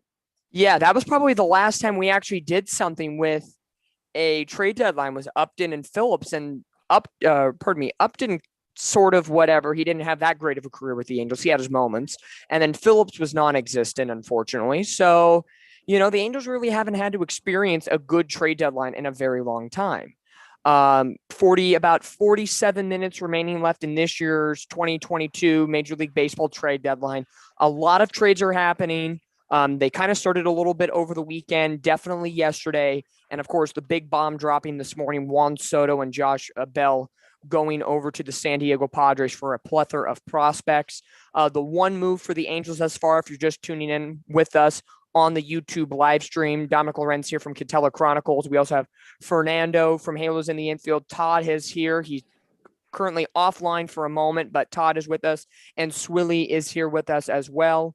Brandon Marsh traded to the Philadelphia Phillies in exchange for Double-A catcher Logan O'Hoppe. Sad day for the Angels because Brandon Marsh was definitely a fan favorite. We love the hair. We love the beard. We loved his personality. He was a top prospect in the Angels organization for a couple of years. He had a big stay with us last year. He's been pretty much an everyday player this season for us. His defense is stellar. His bat had regressed a little bit this year, but I think it's a little bit on him and a little bit on the hitting staff for the Angels not properly developing these players, especially these young players. So it's really a tough thing to see Brandon Marsh go to the Phillies, but we wish him, of course, all the best. We know he'll do terrific in the NL East alongside Bryce Harper, Nick Castellanos, and the whole group of the Philadelphia Phillies. Other moves that have been made, or at least rumors that haven't been confirmed yet. Noah Syndergaard is, of course, in a lot of talks with the Toronto Blue Jays, possibly the Philadelphia Phillies. We don't know where he will be. He is slated to pitch tonight against the Oakland A's in the first of a 3-game set that the Angels have before going on the road to Seattle this weekend. So who knows? It might be a spot start for the Angels tonight if Noah. Who would start in his place if he gets traded in the next 45 minutes? Do you know? Probably I think Silseth, right? Silseth didn't he get sent down? No, Silseth is still with us at the moment. Yeah. My guess, based on freshness, maybe Jaime Barria. Okay. That would be my only guess. I don't know. It's a long shot because, Barria has had some history starting and or who knows, it could be a bullpen game. You have an opener and just everybody get workout. I know I did see some rumors earlier when it came to Toronto when they were asking about Noah Syndergaard that they had inquired briefly, but nothing deep about Raisel Iglesias. Now that one has not had much traction. I think that was just a courtesy glance. He still has 3 more controllable years after this year. I don't think the Angels are going to trade him. If they do, I would be shocked. I know he's had a down year in comparison to the Raisel we got last year. I think so far this year, Raisel's best moment was, going 8 for 8 and save opportunities in April. And then after that, probably throwing sunflower seeds towards the Seattle Mariners bench during the brawl. Yep. There you go. I think you just summed up the 2022 season for him. And I love his fire. I love his pitching. When he's on. But I have said this about Raisel. In a closing situation with 3 outs, he's the man you want to go to. Any other situation, it's not going to work out. When you're trying to get out of a bases loaded jam or he's throwing in a non-safe situation, maybe it's a mental thing, and closers have a different mindset than any other relief pitcher in Major League Baseball or just in baseball in general. They're there for one job, 3 outs, boom, boom, boom, in a 1 to 3 run contest. When you give them 8 runs of support, they're just like, okay, I'll just go treat it like a bullpen game. And their mindset gets thrown off. I think maybe it's more of a mental side than a physical side for Raisel Iglesias, because it's not like he's lost velocity at any point. He's still the same pitcher we're used to. I think maybe hitters are doing a better adjustment on him and kind of looking at footage from last year and getting better. So that's where the pitching coach, Matt Wise, needs to actually do something and improve. But clearly he hasn't. So, what are you going to do at that point? Swilly, what do you think about Rysel right now? Because, you know, we love him and he signed a 4-year deal with the Angels for a reason, but he hasn't been the same Rysel. He hasn't been, you know, our damn closer that we've been wanting all season long. Right. Yeah. I agree with you. I do think that it is probably more of a mental struggle at this point. And to be honest with you, I think a lot of the failures that we've seen this season have been mental problems. I mean, like you mentioned earlier, you know, somebody gets 2 at-bats and they immediately get taken out and then they just look pissed off. And, you know, you can't blame them, but that type of stuff is really contagious. Not just in a dugout, but throughout an organization. So I think that it is definitely a mental, I don't want to say mental problem. That doesn't sound right. Mental but hurdle? like it's like It sounds wrong, but it's so right. It's so right. Yeah. But yeah, when you're a closer, you should, I mean, let me take that back. When you're a professional athlete, you should be treating every at-bat, every pitch, every inning the exact same. It shouldn't matter what the score is. It's like you said, when you go into a game up 8 runs and you're like, oh, well, we're up 8 runs. Like, you know, not a big deal. I'm just going to throw the ball. Absolutely not. I can't stand that. If I made a face when I, you know, did something wrong, I had to run so many foul poles for that stuff. And so it just makes me those angry. Fantastic? It just makes me so angry when like professional athletes just do. It just makes me so angry. I'm hoping that next year, because I think you're right. I don't think he goes anywhere. I'm hoping, along with the rest of the Angels players, once the season is over, they can just flush it down the toilet and move on. Because you're right, he had a great April, and then I don't know what happened after that. Yeah, agreed. Todd, welcome back. How we doing? Sorry, I had to take a pressing call. It was my agent. Scott Morrison. Todd's been traded. Are you? Oh my God, you're gone. You're being traded to the Halo Hunk Nation. Yeah, I'm out of here. I'm going to the Fishville down in Marlins camp. I'm going to be a Marlins guy. He's going to be the new statue in center field. There you go. Now, Todd, before we get your take briefly on Rysel, because right now there's no new trade since you've been gone. There is 2 tweets that I want to get to just for purposes. One, the Philadelphia Phillies have DFA'd their closer, Urias Familia.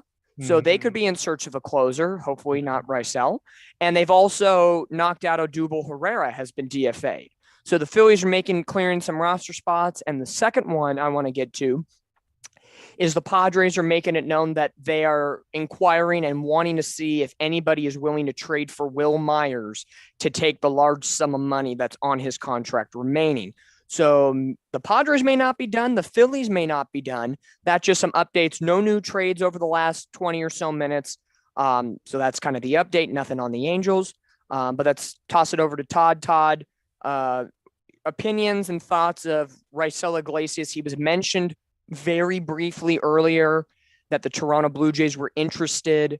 What are your takes on his season as a whole, and what has made him be so not the Rysel we're used to right now? Look, I wouldn't give up on Ross Seal in a heartbeat right now, because he's got great stuff. Even when he's had some bad outings, you know, he's had unfortunate, like, you know, leaving, like a lot of the Angels pitchers had done late, earlier in the year when we were in these games and trying to be competitive. You know, they would have to be perfect, and then, you know, they float one over the middle on an 0-2 count and get hammered. He's done that a few times. Lorenzen was doing that. But then again, I'll go back to, he was abused in this bullpen this year. Madden is screwed with all these guys, with working with them, putting them in situations that aren't good. Iglesias has never been a guy that you use in a tie ball game. How many times was he used in a tie ball game? His blown saves compared to, has been up from last year. I'll give him that. But look how many times he's come in, sessions where, they're just trying to get him work, not in the lead, but down. He gives up runs. When they're tied, he gives up runs. But if you got the lead and or you're blowing a team out, and you just want to get him work, that's when I would use him. I think they've abused him, and they've also babied him a lot too, where it's like, oh, he pitched last night, we can't pitch him tomorrow. I didn't understand that. We had a great 1-2-3 punch. We misused our boy Loop. Tapera hasn't been getting much. These guys should have roles of 7, 8, 9. They're just roles have been all over the place. It's kind of gotten more anchored as Nevin's come on board. He's fixed the pitching, in my opinion, but hasn't done nothing for the hitting. I think Iglesias, if the only way, last thing I'll say is if he gets traded with a Syndergaard, you better get a good haul back because he's signed for a while. And you better get yourself a goddamn catcher from Toronto because they got 3 good ones there. You got to get one of them back. And I think that would justify the trade too. Well, Todd, you're reading my mind a little bit because a tweet has just come in. Not trade, but there is a what I should say, rumor mill. John Paul Morosi saying Noah Syndergaard pursuit is down to 2 finalists, the Toronto Blue Jays and the Philadelphia Phillies. Makes sense. So it's a battle that's where for we've them. been, right? Yeah, I think those have been the only 2. So I think at this point it's going to be a battle of which package is better. I think if you're Brandon Marsh, he's hoping that he goes to the Phillies, so Brandon Marsh has a friend. And Noah Syndergaard, who knows? If he goes to the Jays, he's in the thick of a deep AL East competition between the Rays and the Yankees and the Red Sox, and the Orioles are competitive. Either way, Syndergaard's looking to go to the postseason. Now, you never know. He's going to be a free agent at the end of the year too, so who knows? And I know we haven't really talked about Shohei Ohtani not being traded today, and we can get into that in a little bit. But what are the odds Syndergaard leaves, and who knows? Maybe we get lucky and we sign him back this offseason. I think the odds are good for that. I think he's going to have. I think the better fit for him would go to Toronto. If he goes to Toronto, that rotation will be pretty damn sick with him in it, and he has a chance to go far in the postseason. Harder road, obviously, in the American League. Easier a little bit in the National. Well, I take that back. You got the Padres and Dodgers and Mets. But real quick, I think there's a good chance of him coming back here to Anaheim because he likes it here. It's comfortable here. We gave him the chance, so there's that in our corner. I don't think he'll make the money that he was making with us this season long term per year, but there's a pretty good chance, with incentives, he could come back here. Yeah, absolutely. And I think it's one of those situations where at Katella Chronicles, our podcast this week, we talked about, our title was the conundrum known as the Angels, because the Angels have been a conundrum for years. And David and I were talking about the Shohei Ohtani situation. They weren't going to trade him. But if they did, imagine getting a haul for him like what the Padres got for Juan Soto. And then he's with whatever team picked him up for a year and a half. And then when he hits free agency, the Angels go re-sign Ohtani to a big, massive deal. You would have kept Ohtani, even though it was a year and a half separation, but you also got a haul of, a haul of prospects. I think that's a situation that probably wouldn't happen, but thinking about it sounds nice and fantastic in that sense. But who knows what would have been that situation if Shohei Ohtani got traded before today's deadline. Agreed. Yeah. But looking through some other rumor mills right now, nothing really has been confirmed. We are now 34 minutes and 10 seconds away from the trade deadline being complete. But as always, once that 3:00 marker hits, you always want to wait for an extra 15 to 20 minutes for the media to get hold and get wind of some other trades that are getting approved from the MLB offices. So we'll probably be with you for about another hour here on the live stream. Can I hop on real quick to talk about the Will Myers coming on the market? He's a guy who I would be interested in the Angels checking in on. I mean, you're going to have to give him half his contract this year, most likely, which is fine. But I mean, now who are we going to put out there instead of instead of Brandon Marsh?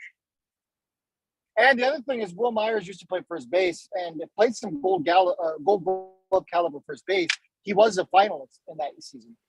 So the good news is that maybe he can platoon with Walsh. That's an interesting situation. Will Myers, it's tough. He's been with the Padres forever. I'm not sure what do you know his exact contract remaining left? Is it just one more year? What's his remaining He's contract? a free agent after this year. Okay, I'll look it up while you're talking. But yeah, so I'm it pretty so sure it would he's be free. so it would definitely be a 2-month rental. He'd be gone. If that's the case, I would take a flyer on it because the Angels aren't going to the postseason. That's A. B, you only have to pay the guy for 2 months. B. Yeah. C, he's a His veteran. contract was 20 million. 20 million. And he is a free agent after this year, but he does have a club option. Okay, and half of the season's gone, so they've paid at least 10 million of that. So you're looking at maybe paying with 2 months remaining, maybe about somewhere between 5 to 10 million of that, however it's backloaded or front loaded in that case scenario. So yeah, I could see, I would take a flyer on it just for the situation of a veteran presence. Maybe he can help Joe Adell in some way, shape, or form. Who knows in that case scenario? But I would take a flyer on it. It's not my first option, but I'd take a flyer on it. I would do this right now. He's only played 33 games this year. He's got a 1 home run and 20 RBIs, 236 batting average. I would take him to relieve the Padres' stress, but they'd have to throw in a player. I don't know if it's not going to be a high player, obviously, but give me a half and half prospect, a guy that could hit, but we have something out of this because obviously Myers is going to walk. So we're doing you a solid. Do us a solid. Give us a little player in return. It would be like that for me. I'm not going to say, Will Myers is going to set the world on fire, but maybe he does help us score a few more runs towards the end of the season. Respect. And he's an experienced batter, Yeah. So at least there's that. And I don't think we have any bad contracts right now. If not, I would say, well, let's give them or at least, a little bit of a bad contract. Obviously, they're not going to take on an Anthony Rendon. But I mean, and especially because they're trying to shut table. They're not trying to go with luxury tax, which I believe currently the Padres are over the luxury tax after getting Juan Soto. Yeah, the only thing with Will Myers is that he's kind of injury prone, but maybe that also kind of is like a good push for them to throw in an extra player. But he does have a lot of experience. Yep. That is true. Well, he fits our squad being injury prone. That's true. Yeah. You have a good point. Yeah. Yeah. Oh, I wish we didn't have to make these jokes, but at least we can laugh about it. The problem is not making the jokes. It's how long we've been making the jokes. That is the problem. Okay. Yeah, that's fair. If it was at least we're making the jokes. Remember, there's still a lot of people out there who think we can make the playoffs. Well, I know, but I mean, if we were making these jokes because we've had a bad run of about a year or two, correct. I'm good with that. But we're going on a decade. It's like, all right, this is old, guys. Very old. Yeah, exactly. It's one of those situations where it's like it gets older and older, and it's we always say, when is it going to change? Mm-hmm. And for the first month and a half, we thought it's going to change. We have something here, and then it all hit the fan. We all blew it, and now we're sitting in a pile. We're sitting in a pile of mess right now, and it's disgusting. Breaking news, according to John Heyman, he's having a little joke at Ken Rosenthal's expense. Reliever Trevor Rosenthal is being traded to the Milwaukee Brewers. The good Rosenthal, according to John Boy. Yeah, so Trevor Rosenthal, reliever, is being traded to the Milwaukee Brewers, so they kind of help. That backs up Rogers. They're just kind of recapping some tweets. Noah Syndergaard is down to 2 finalists, Jays and Phillies right now. My feeling is that if Noah Syndergaard does go, that's going to be a move that happens right after 3:00. Like, it's going to run. Dodgers trading Jake Lamb to Seattle. Jake Lamb is what, a catcher? No, Jake Lamb, I think, is an infielder. Yeah, third baseman, I think specifically, but he is an infielder. Okay. What wasn't he with the Arizona Diamondbacks? I feel Lamb was with Diamondbacks a couple years ago. Stretch ago, yeah. That's probably he was a bubble all-star back then. Okay, and that's probably a opens a spot on their 40-man roster. If there's an animal name, it's usually a Diamondback. I'm serious. They've had animal names, last names. So yeah. But Jake Lamb is corners and left field. Orbit's a fish, it's an angel. Well, right there, if you think about it, if he's a corner apparently outfielder, MLB Network was clowning the Angels with them. Really? Oh. Are we surprised? They were clowning the Angels for the Brandon Marsh segment. Oh yeah, well I believe it. I have it on very low volume because I'm listening to you guys' beautiful voices. I'd rather listen to you guys than them. So I can't hear play-by-play of what they're doing. But I did read on Bleacher Report and a couple other, The Athletic and a couple others grading drafts. They currently gave the Angels trade of Brandon Marsh a solid. Come back. If my Wi-Fi will load. I believe it said B, but then another site said D. Oh. So it's a middle of the road type mentality right now when it comes to trades. The Angels aren't getting much love for what they're doing. I think this one falls under the category of an NFL thing. Like, you know how they give out grades right away for the draft? It's like these guys haven't even played yet. You got to let them play. Exactly. I agree. Yeah, you got to let him play like 3 years at least. So we got to see in 2 or 3 years where this dude's at. And then we could say, okay, the Phillies won. Right now we could say, the Phillies won today because they got a proven player. And he's going to be, we all agree he's going to be better. Correct. A young proven player. Yeah. But I'm going to confirm it for you guys. It was Bleacher Report gave them a B. Yeah, exactly. They gave that trade a B. And I think, of course, like you said, second in the NFL, it's on paper. What does it look like on paper and what can we grade it? Angels give away on paper what looks to be a mediocre outfielder that's good defensively, and they get a number 3 catching prospect. So, on paper, I can see it being a B in that sense. But again, as always, time will tell. Exactly. Real quick, I want to ask you guys, my biggest surprise today, and what's your biggest surprise, or do you agree with this in general? I think my biggest surprise is St. Louis has been quiet. I don't call Quintana a pickup, but for St. Louis to be right there in such a storied franchise, I'm very surprised they're quiet. I'm going to need a moment on that one. Swilly, Fernando, who wants to go first? I'll go first. I mean, I guess I agree. I do think it's I'm surprised that St. Louis is as quiet as they have been, especially because they were probably the most, talked about team for Soto, if not then one. I was hearing Cardinals all over the place along with the Padres. But I mean, I don't know. To be honest with you, I did not expect the Padres to pick up both Soto and Bell, like you mentioned earlier. I think Bell with Soto is just insane. I mean, like you said, he is so good in multiple ways, at the dish. So I think them two going together is amazing. Hader, I think, is 28 or 29. Soto's 23. Bell is 28 or 29. So I mean, I tip my cap to the Padres. They went all out.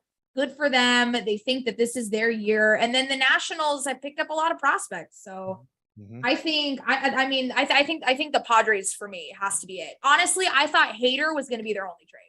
Once I saw that Hader got traded, I was like, I think the Padres are out on Soto. And then, you wake up at 9 a.m. and now they have Soto and Bell. So for me, it has to be the Padres. For me, I'm looking right now at everything.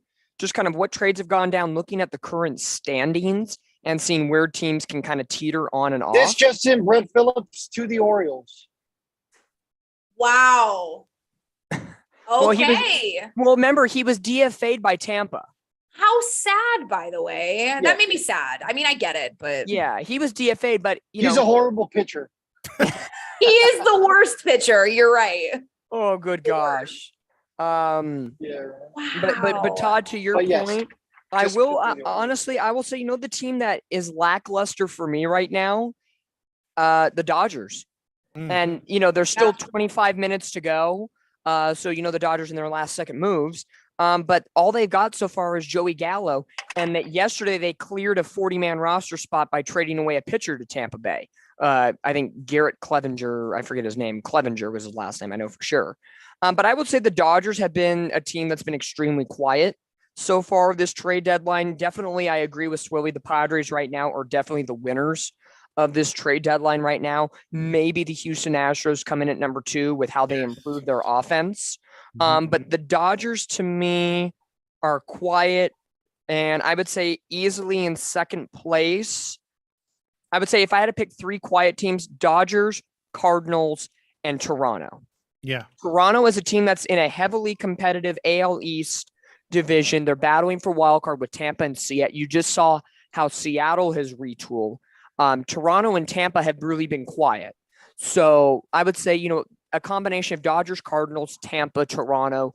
Those are the teams that I would be looking at over the next 20 plus minutes to maybe make a move to try to salvage their trade deadline. And real quick, for the playoffs, and I agree with you, both of you guys. Real quick though, Houston making that Velasquez trade, that just reminded me of yesterday. What a good asset that's going to be come postseason.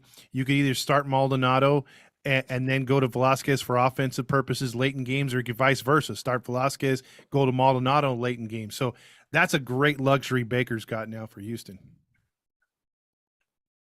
Oh, yeah. Absolutely. Dusty Baker's going to utilize that. And Martin Maldonado, I think we might have mentioned this when you were out for a moment. He's been their primary catcher. They really haven't had a number 2 catcher. So they've played over 100 games now this season. He's probably been a catcher for at least 90 of them. Those knees have to be shot a little bit and sore. So this, for the last 2 months of the year and here in the dog days of summer, that might actually spell well for Martin Maldonado. He can get some extra rest. He can be prepared for the postseason, and then you can utilize both. And I think Vasquez can play first base, or he can play some sort of infield position. Yes, if not, you have the designated hitting spot and pinch hit later in games, so on and so forth. Like I said, I think that's a great trade as well. What's your quiet team been, Fernando? The quiet team has to be the Dodgers for sure. I mean, they haven't done anything. St. Louis, the same. Sorry, actually, the Dodgers got Joey Gallo. My apologies. They add to their shredded lineup with another 100 hitter. But no, the Dodgers in theory have to do something, right? I don't think we're talking enough about the Nationals being the winner of the trade deadline. Yep. I mean, they got a haul. They got what they wanted, right? They got the biggest trade package in Major League Baseball history. It would have been very interesting to see what Shohei Ohtani would have commanded in a parallel world. But I mean, we're talking about a situation where Shohei Ohtani could probably get you what Juan Soto and Josh Bell could have got you combined. Mm-hmm. Yeah. But yeah, so I'll throw the Nationals in there for winner. Obviously the Padres, in terms of names, yeah, they got their sexy names. Their lineup is going to be one of the scariest in the National League for years to come. We hopefully will get to see a very good new rivalry in baseball. Yeah, they've always been rivals because they're in the same division. Sure, over the last couple of years, those games have gotten pretty good, but now it is a legitimate rivalry. Yankees versus Red Sox. Who? Yep. I agree as well. Yeah, I mean, have you taken a look at that lineup that the Padres have now? The 1 through 9 is horrifying. I am my injured. Wife to check under the bed. I'd be scared. I am injured if I play. I'm gonna have my wife check under the bed. Yeah, right. It's horrifying. Let me see if I can find it.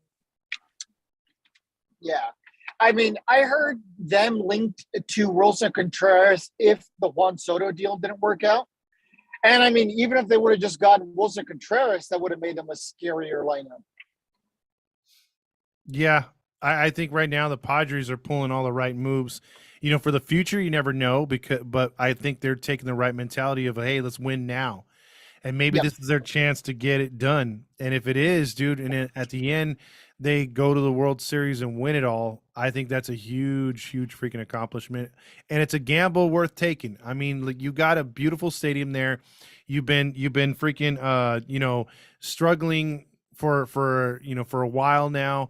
You've been mediocre at best, but you're putting it together. And yes, they look like a real scary team come postseason. That's why it's like, okay, yeah, you win the division. That's cute and everything, but so did the Giants last year. That didn't get them nowhere. So like you guys said, anything can happen. You get hot down the stretch, watch the Padres get on in fuego, and then everything, they could run their, it's in their hands, Yeah, the Padres just got another left-handed pitcher. I don't know how long ago, but I just got the notification. I'm waiting for it to load. It's a bullpen. Oh, okay.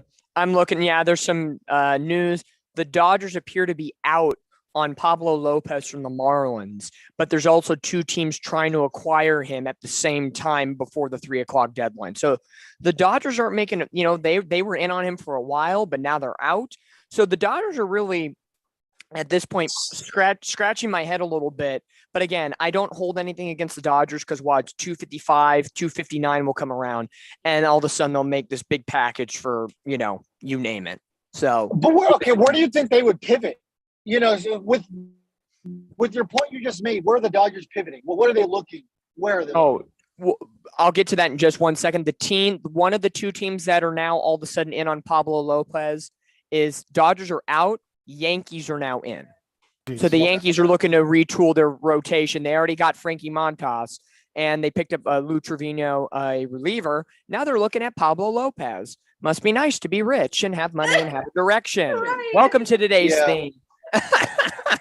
I'm so over it. I mean, growing up in San Diego for 20 years, I was the one who always used to make fun of my Padres fans, friends, and everybody was always like, why don't you like the Padres? And I remember always saying that's because the Padres owners never spend money. It's annoying. Correct. I liked the Padres growing up. Sure. I mean, I lived in San Diego for 20 years, but I just always hated that the Padres never spent money. Their owners were never willing to invest in the organization.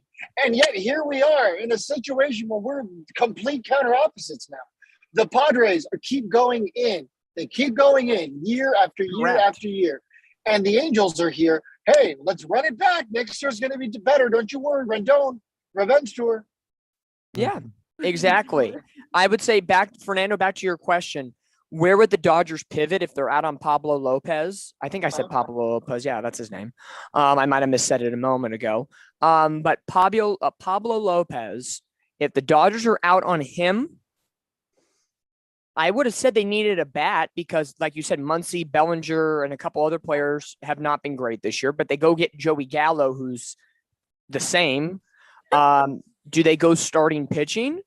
I don't know. Kershaw's been great. I know Walker Buehler's been out, but so he could be a question mark moving forward. Maybe that's why they were trying to go after Lopez.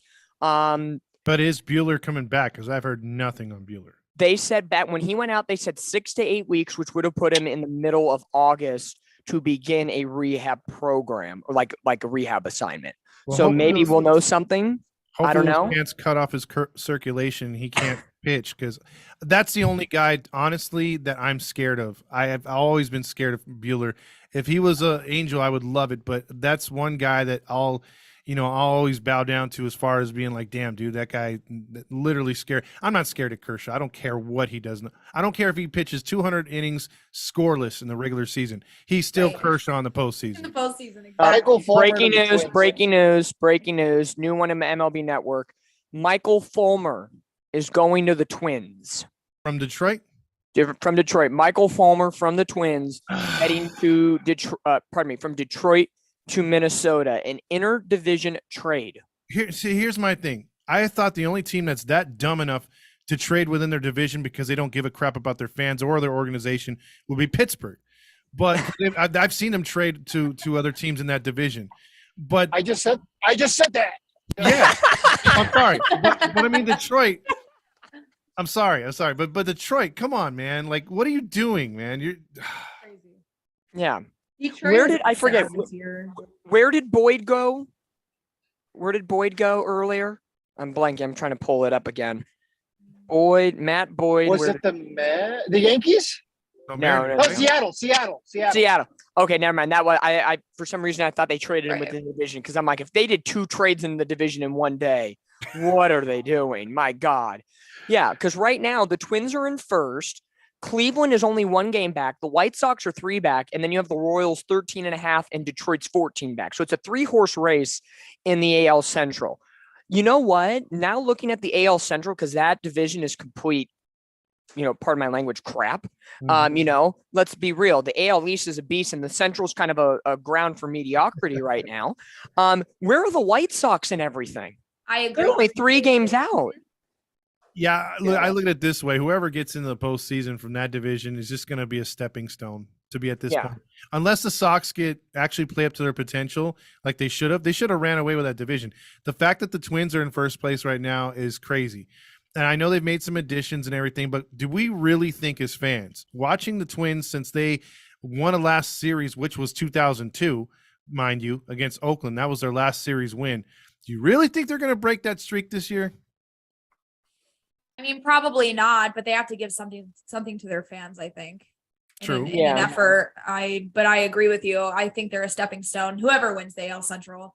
Yeah, I agree at that point. I think the AL Central's been that way for a very long time now. It's almost like, if you want to relate it in football sense, it's almost like the NFC East with the Cowboys, the Giants, the Eagles, and the Commanders now. You can't say Redskins.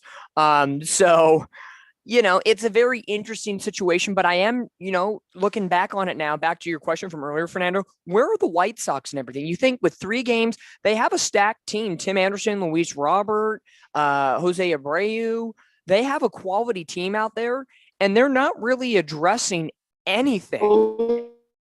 And we've seen them in years past. That's racist. That's racist. What?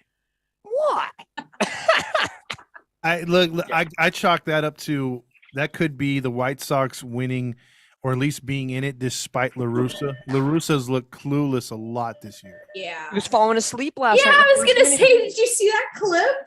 So he was just kind of like falling asleep, and he was just like first inning.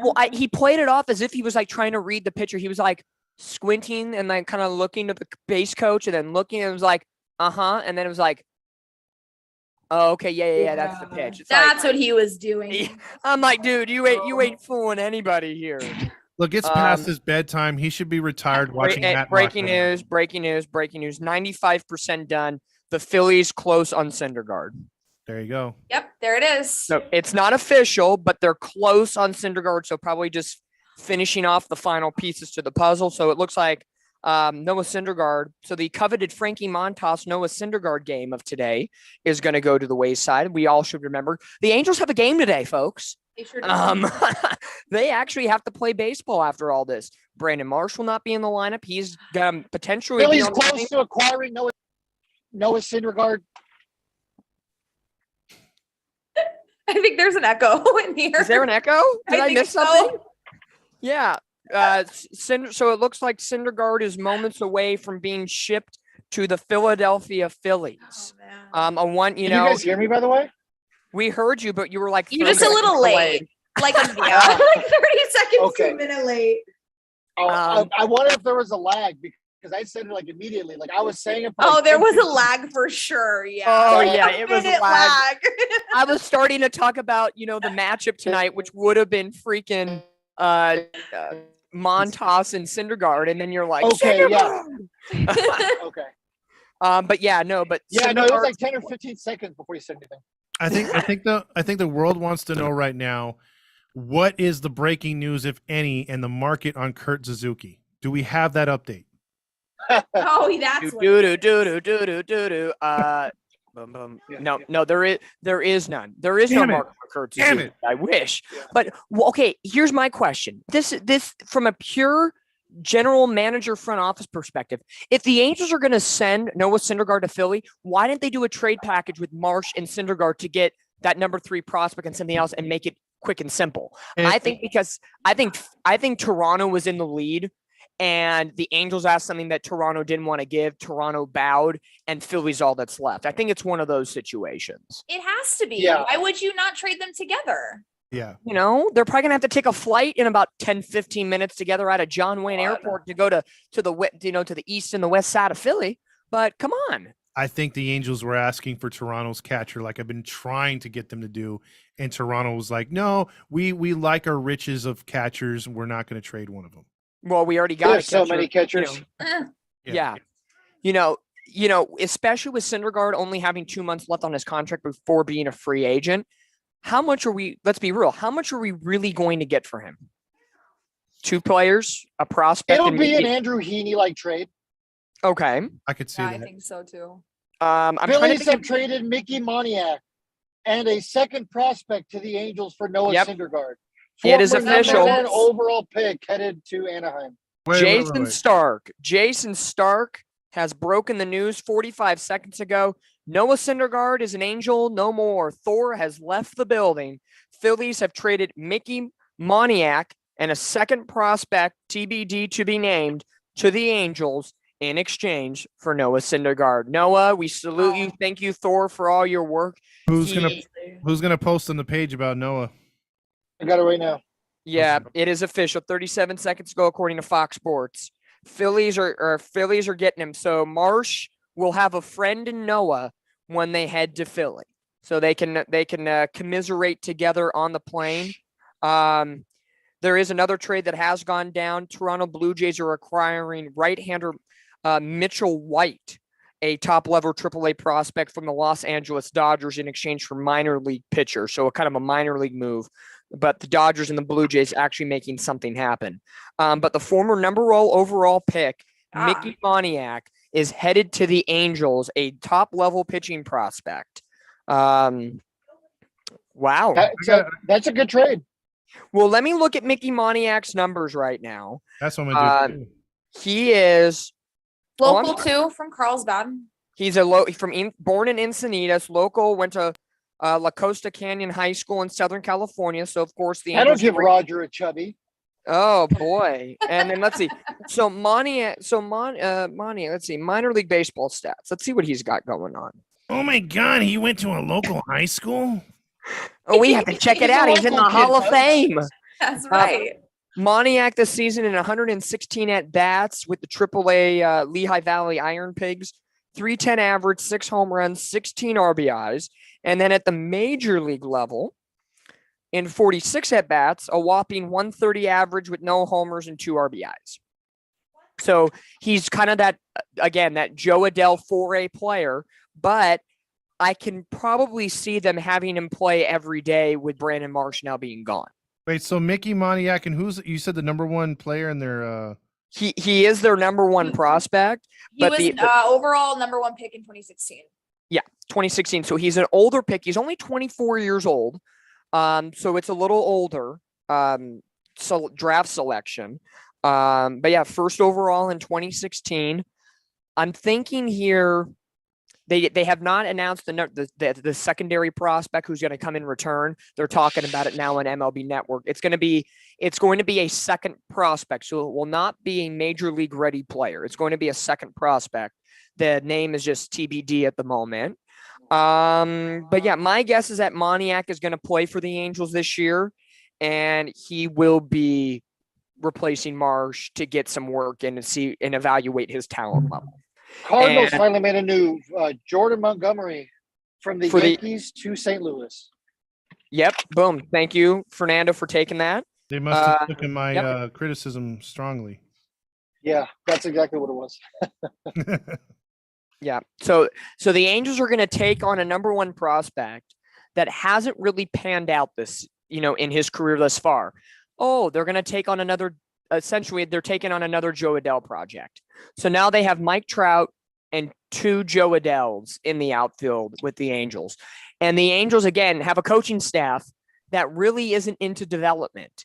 So, again, what are we doing? Judiel Sanchez, did you already say him? He's the other prospect coming.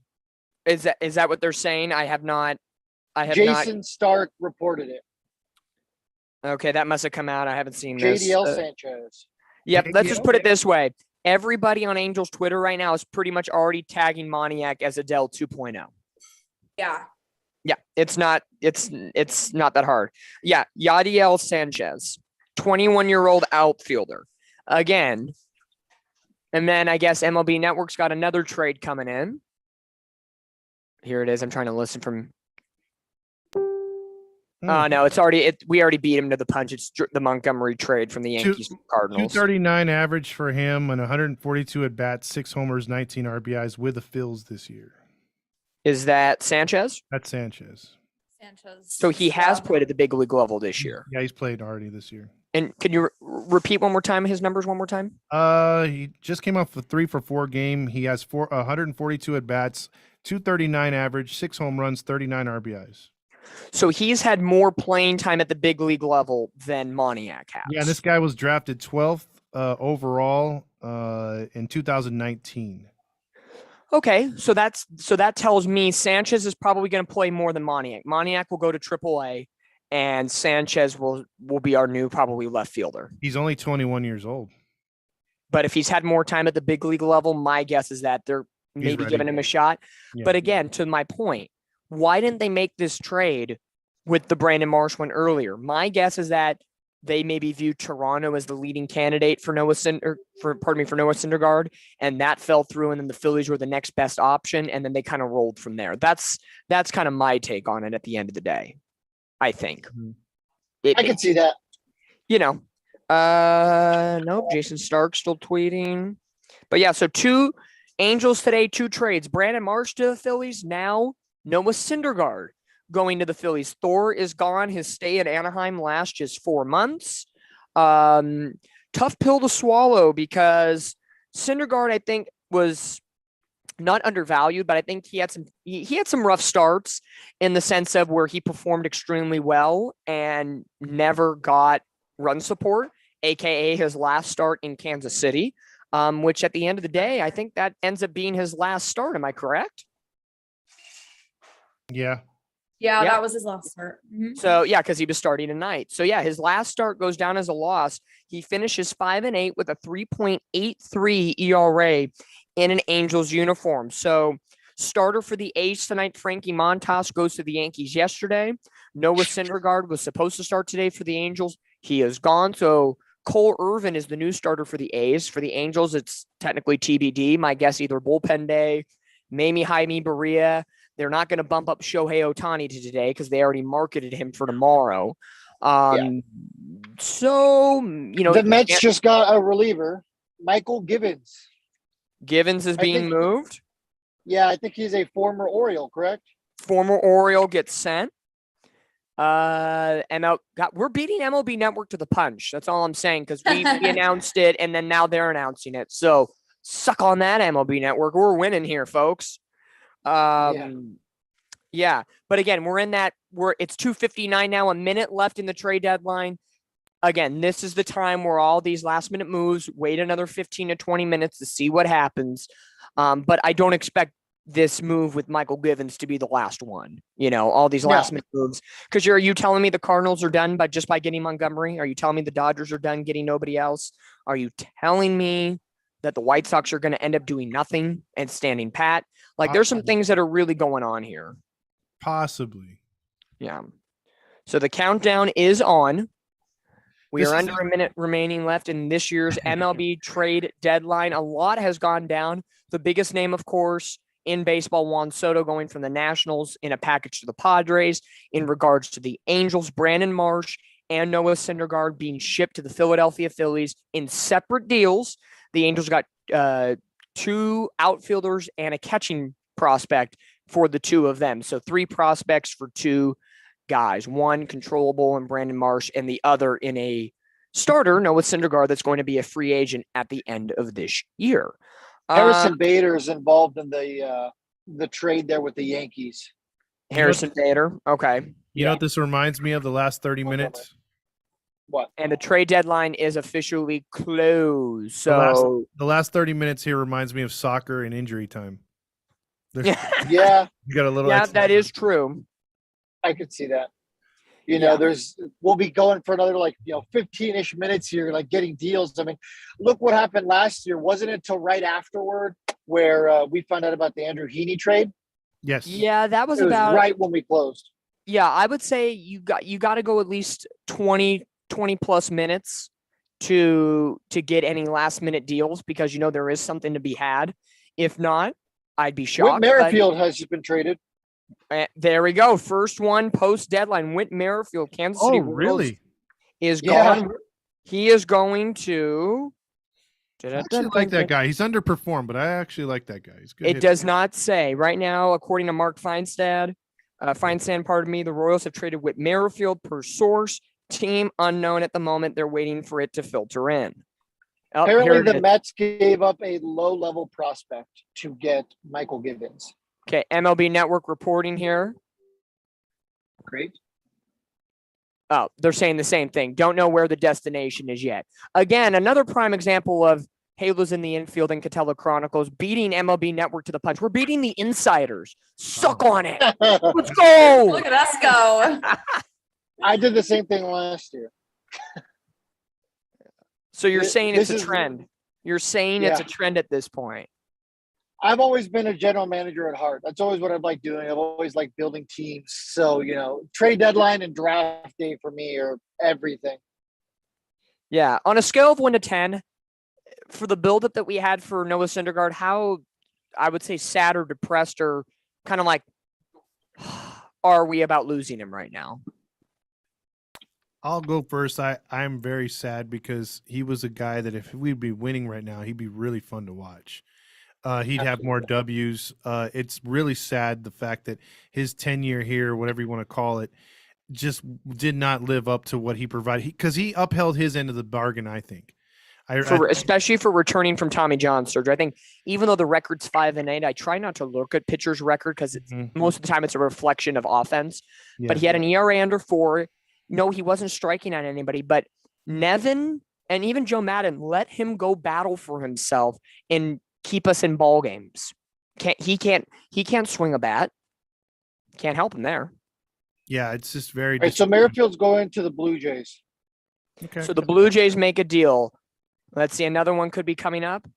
Yeah, they've yet to report on what it is, but we know he's going to Toronto. So Whit Merrifield, but they have a plethora of infielders already. Bo Bichette, Vladdy Jr., off the Espinal guy, down the stretch guy. He may probably just. Roster. Yeah, they'll probably maybe Espinal will get dropped a little bit, and I mean Biggio hasn't exactly been. Everybody on MLB Network. Everybody on MLB Network right now is sitting there looking like this makes absolutely no sense. Mm-hmm. They're like, you already have 3 right-handed hitters in your lineup, and now you're bringing in a 4th right-handed hitting infielder. That's extremely odd, but okay. Put that on the bingo apparently card. Whit Merrifield got vaccinated. That's the only reason he's going to the Blue Jays.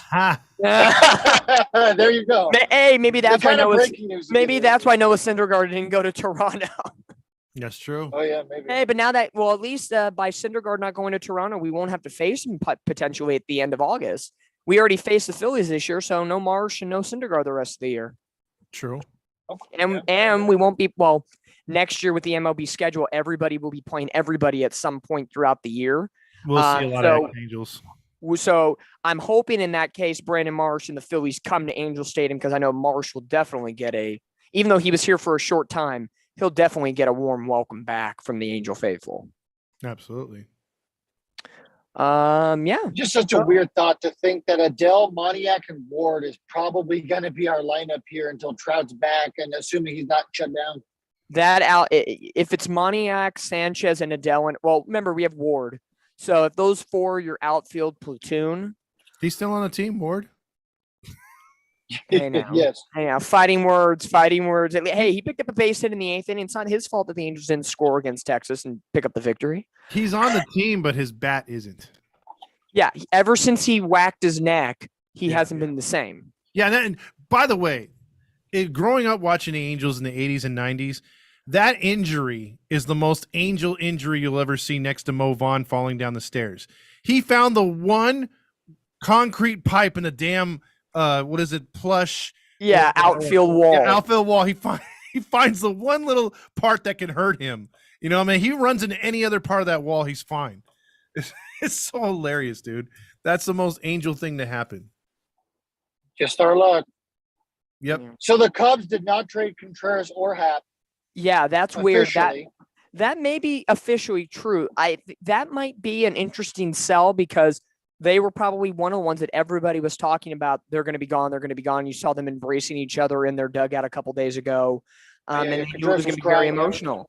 So the Cubs are willing to let them walk and get nothing in return in the offseason. Hey, don't worry. We'll be there next year with Ohtani. Well, the Cubs have done a lot of Cubby things too. They've gone backwards since Epstein left. Like Stroman. I would have never guessed Marcus Stroman to sign there with him. I thought for sure he was going to be on the East Coast or with the Angels possibly. So the fact that they got him and made no sense, and the fact that they didn't get anything for these guys makes no sense. No, I don't know. It's weird. I think just the way every team does it differently, and we know every front office is different, but I don't know. It's very hard to The Giants ended up holding on to Rodon and Jock Peterson officially. I really didn't think they were going to trade Rodon. That would be a big change after especially getting him in free agency. And it is confirmed Contreras and Happ are not going anywhere, according to Rosenthal.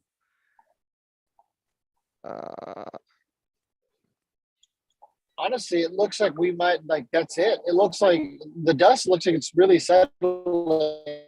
settling slowly but surely. Jeff Passan did report. I know we were joking about the whole COVID vaccine. It says Whit Merrifield has been traded to the Blue Jays. One has to believe he will be getting vaccinated. Oh. So Whit Merrifield was not vaccinated. And I'm not trying to judge if you're vaccinated or not, but because Toronto is Toronto and in Canada, it's a thing out there. Well, they have a dictator, but that's a story for politics. But, I know one thing: Kansas City has an awful lot of players that aren't vaccinated. So he's not the only one. They were even saying that because I think Kansas City goes to play them pretty soon. That there's I'll take a look at their schedule to see how many times they got them left. But there was going to be a lot of players not participating in that series. So. Yeah, they went to Toronto, I think, a couple weeks ago, and I think they're gonna go back to Toronto. I think in September, if I'm not mistaken. No, they're done. So, but either way, the Angels are going there, right? The Angels are going there at the end of this month. They go it's a 7-game series, 4 in Tampa and then 3 in Toronto. It's gonna be really fun to see who's not vaxxed. Yeah, I think that's the Blue Jays' way of kind of putting people out to the fire. Well, it's going to be interesting once they make the postseason, because a lot of owners and also general managers were advocating that they should play games in Buffalo because of that, because it might have an unfair advantage to some of these postseason teams. There's quite a few players not vaxxed, and that's their business. Yeah, it's their business, and we're not here to get political, but because Toronto and Canada has made it a thing, it now becomes a topic of conversation, and you have to start looking at rosters and saying, okay, who's going to be playing, who's not going to be playing, how do we have to adjust our roster, so on and so forth. It's a bit of an unfair advantage. And Jeff Passan is saying we're still awaiting I don't think the Phillies even make the Blue Jays, sorry. Yeah. No, we're still awaiting word if the Red Sox have traded anybody else as well. So the Giants are done. The Cubs are done. We're waiting to see if the Red Sox ended up trading JD Martinez anywhere or anybody else. I think that's probably the biggest team. The Pablo Lopez market is done. The Marlins are going to hold on to him. He's under control through 2024, so he ain't going anywhere. That's all I'm seeing at the moment right now of confirmations. Marlins are more of a very interesting off-season trade partner for the Angels and multiple teams. They've got to see where they're going to be, because that division's really tough, and they've got a lot of pieces. Yeah, absolutely. Looking at this now with it being past 3:00 from an Angels perspective, the Angels did 3 things this trade deadline. They confirmed Ohtani wasn't going anywhere. They traded Marsh, which was completely, I think, unexpected for everybody. Yep. To the Phillies. And again, let's get you the official trades in this case. So Brandon Marsh. Raisel Iglesias has been traded to the Braves. No. Oh my gosh. No, that can't. No. What's Pete Soto going to do? No. That can't be true. That can't be true. Jeff Passan has reported. Passan has reported. Raisel Iglesias is gone. Check mark. Robert Murray, MLB insider from Fansided. The Atlanta Braves are acquiring Raisel Iglesias from the Angels for Jesse Chavez and Tucker Davidson. What?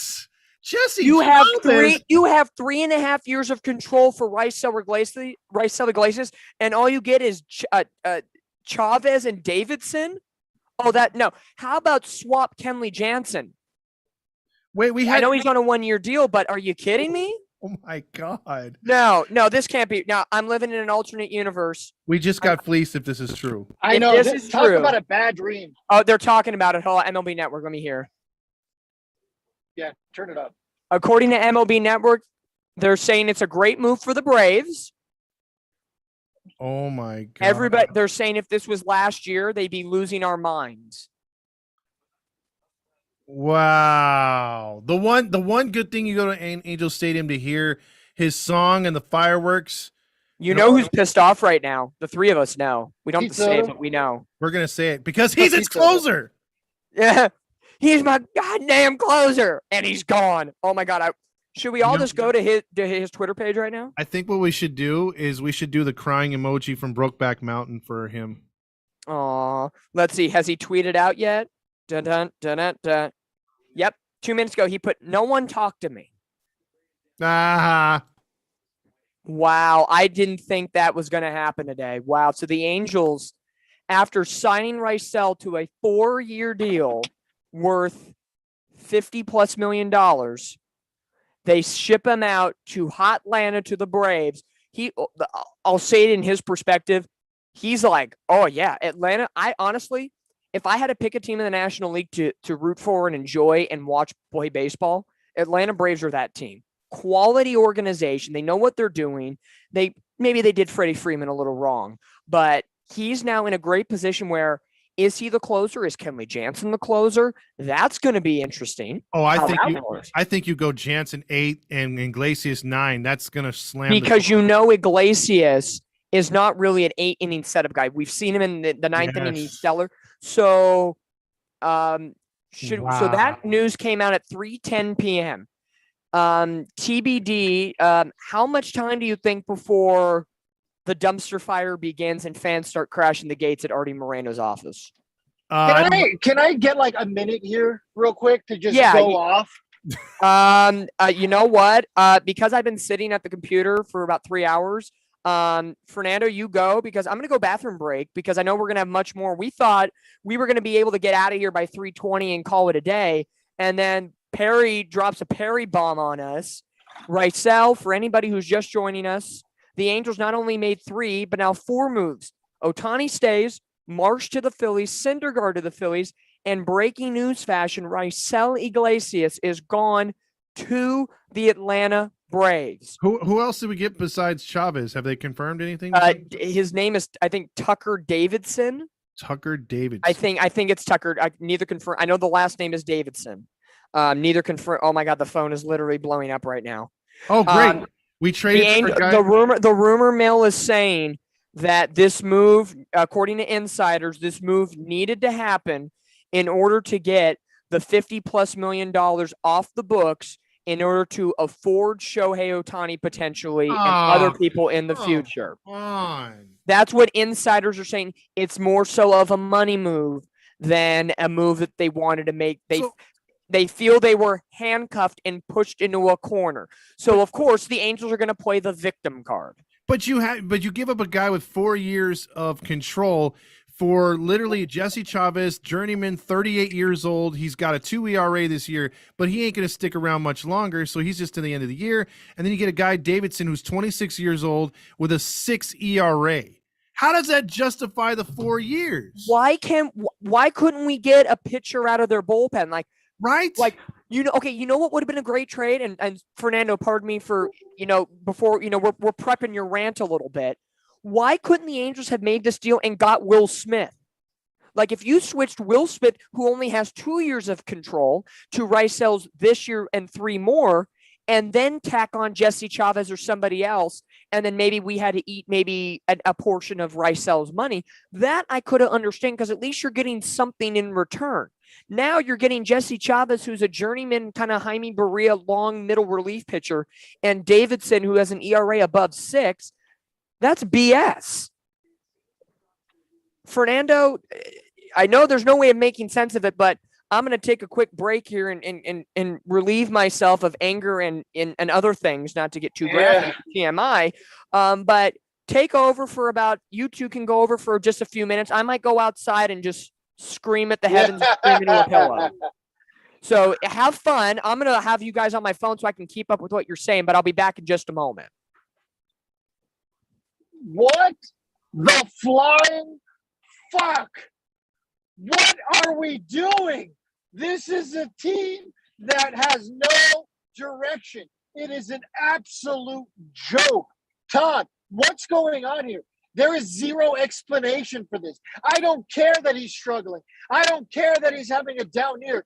Why on earth do you get rid of one of the best consistent closers in Major League Baseball? Yeah, okay, he's having a bad year. great. But when you get nothing in return, Perry Manassian, fire him. This is the first time that I am publicly saying it. I've been defending homie for 2 years, a year and a half, really, as have you. But this is the first time where I'm saying, Perry, you lost me. It's over, buddy. This trade deadline was horrific. After I was starting to feel okay about the Noah Syndergaard trade, I was like, all right, hey, that's not bad. All right, hey, a project, a former number 1 pick. I mean, look what happened a couple years ago with Tommy LaStella and Frank Moretto. You know, sure, you take a project, okay, but, you know, it's for a couple months of a guy who's a rental. Okay, great. But for Raisel Iglesias, I would have demanded a haul. It's a salary dump. Todd, does Raisel Iglesias seem like a salary dump that needed to happen? No, this is a punt on first down. This was dumb. This was, I mean, I can name you several teams he could have went to and we could have gotten legit players back. He could have went to Milwaukee. He could have went to the Mets. You know, Billy Epler, hello, signed him in the first place, or at least knows. Could have gone to the Dodgers. Could have gone to the Dodgers. You could have got legit players back, and you literally trade him for a guy who's one step out of the league, and you got another guy who's got a 6 ERA. Yeah, he's young, but is he really a guy who you're going to be like, oh yeah, we got something? You literally threw away. I mean, now we're going to be in the market in the offseason for a closer again. Yeah. I mean, I haven't even checked. We went backwards. Who's available? We went clearly backwards. And this is what I'm talking about when I'm saying you either got to pull the plug and start over, or you got to retool and revamp. This isn't a revamp move, and none of these moves are revamping. And it still feels like we're standing pat because we're gambling highly on the fact that we're going to be able to sign Ohtani back. Like, if you don't get it done in the offseason with, like you said, a 2-year contract extension, wipe away the arbitration year.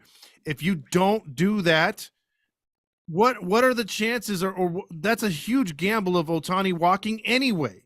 Then you're still this is past that. This is past that, Todd. You have to re-sign him for a long-term deal. If you get him for 2 years, this was a bullshit trade. Yes. If at this point you got rid of Raisel Iglesias, you better sign him to a 5 to 8 year contract. No ifs, ands, or buts about it. And see, here's the thing now too. Again, now you're gonna go back to the conundrum that this team is in. It's gonna be top heavy with salary at position players. We're gonna have Ohtani, Trout, and Rendon hogging most of the freaking salary. And then we all know, like you said, you know, Moreno's not going to pay over the cap because obviously they did a dump move here with salary, like you said. So what is the options moving forward and adding players to also, you know, help this team grow? Like you said since the beginning, where's the direction? Like, yeah, I'm totally lost with you on this one because, like, when you said, hey, I'm supportive of Perry, we made those shirts. I vote for Perry. Perry, we trust. You know, this is a guy who came in here, not too much flash, but was ready to make the moves that he had to do. And we gave him credit for it. He rebuilt the pitching staff. He rebuilt the bullpen. What, Aaron Loop's going to close for us now? Ryan Tepera is going to close for us now? What are we doing? I'm with you. I'm just as perplexed.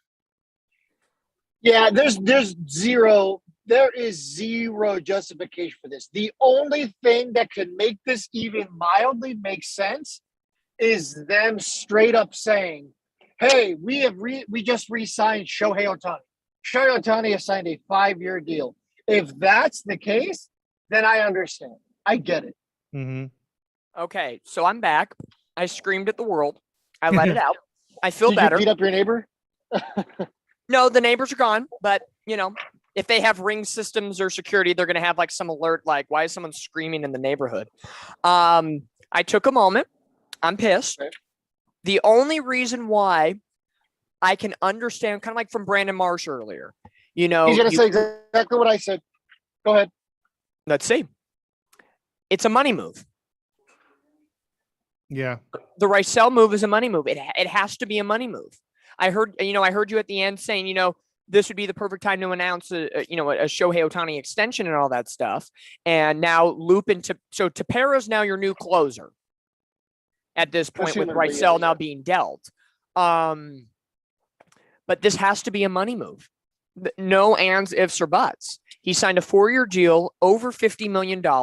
There's a lot riding on it. And to put that into a closer when the team is desperately in need of depth pieces and the offense has been a complete, in a way, dumpster fire this season. I'm sorry, it's going to sound harsh. And for the people watching right now, you think we're overreacting, but you have to look at it from the sense of, what, in a way, what we came into this season with. Oh, we got Raisel, we got all these pieces, and all of a sudden, pardon me,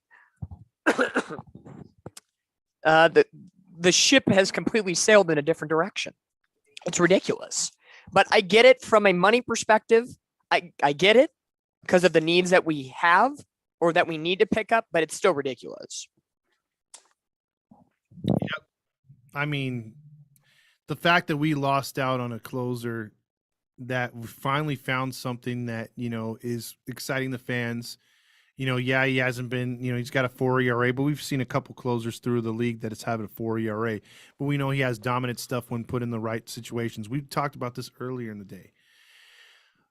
This is, again, it may come down to a salary dump, like you guys said, but this is a low blow to Angels fans who already have had, just been kicked, and I'm not going to be feeling sorry for anybody that took shots at us, calling us a clown, Pete Soto. So for him, I'm kind of laughing at him with this whole thing, but inside, I know what it comes down to. He is a great closer, good closer for us. He fit the role, he fit the area, and for him to go, it kind of really blows.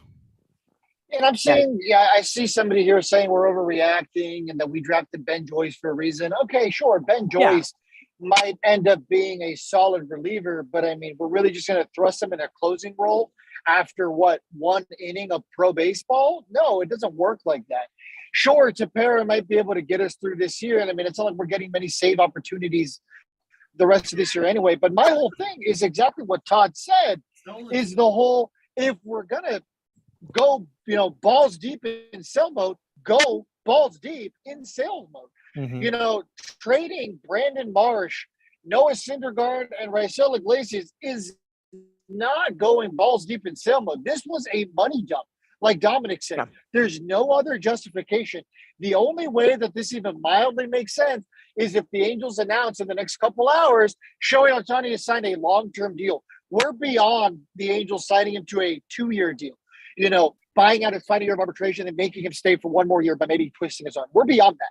If you're going to trade Raisel Iglesias, you need to go all in on a Shohei Ohtani contract re-sign. And the problem with that is the same that it has been. If we re-sign Shohei Ohtani, it leaves no money for anything else. Yeah, you're in a situation where, okay, we've paid Syndergaard out of the $21 million. We've paid him in April, May, June, and July. So there's 2 months remaining, excuse me, on Noah Syndergaard. Are the Phillies taking on all of that? I would imagine. And then besides there was nothing said about cash considerations. No. Brandon Marsh, he didn't have much money to his name. He was still a prospect that came up and it was still a young guy. So I get that. And then Raisel this year was getting $10 million. And then I think it was on an elevating scale to complete his deal. He was getting 10 million this year, 16 next year, 16 the following year, and 16 his last year of the 4-year deal. So pretty much whatever, if I could do math, 16 times 3, that's 48 million.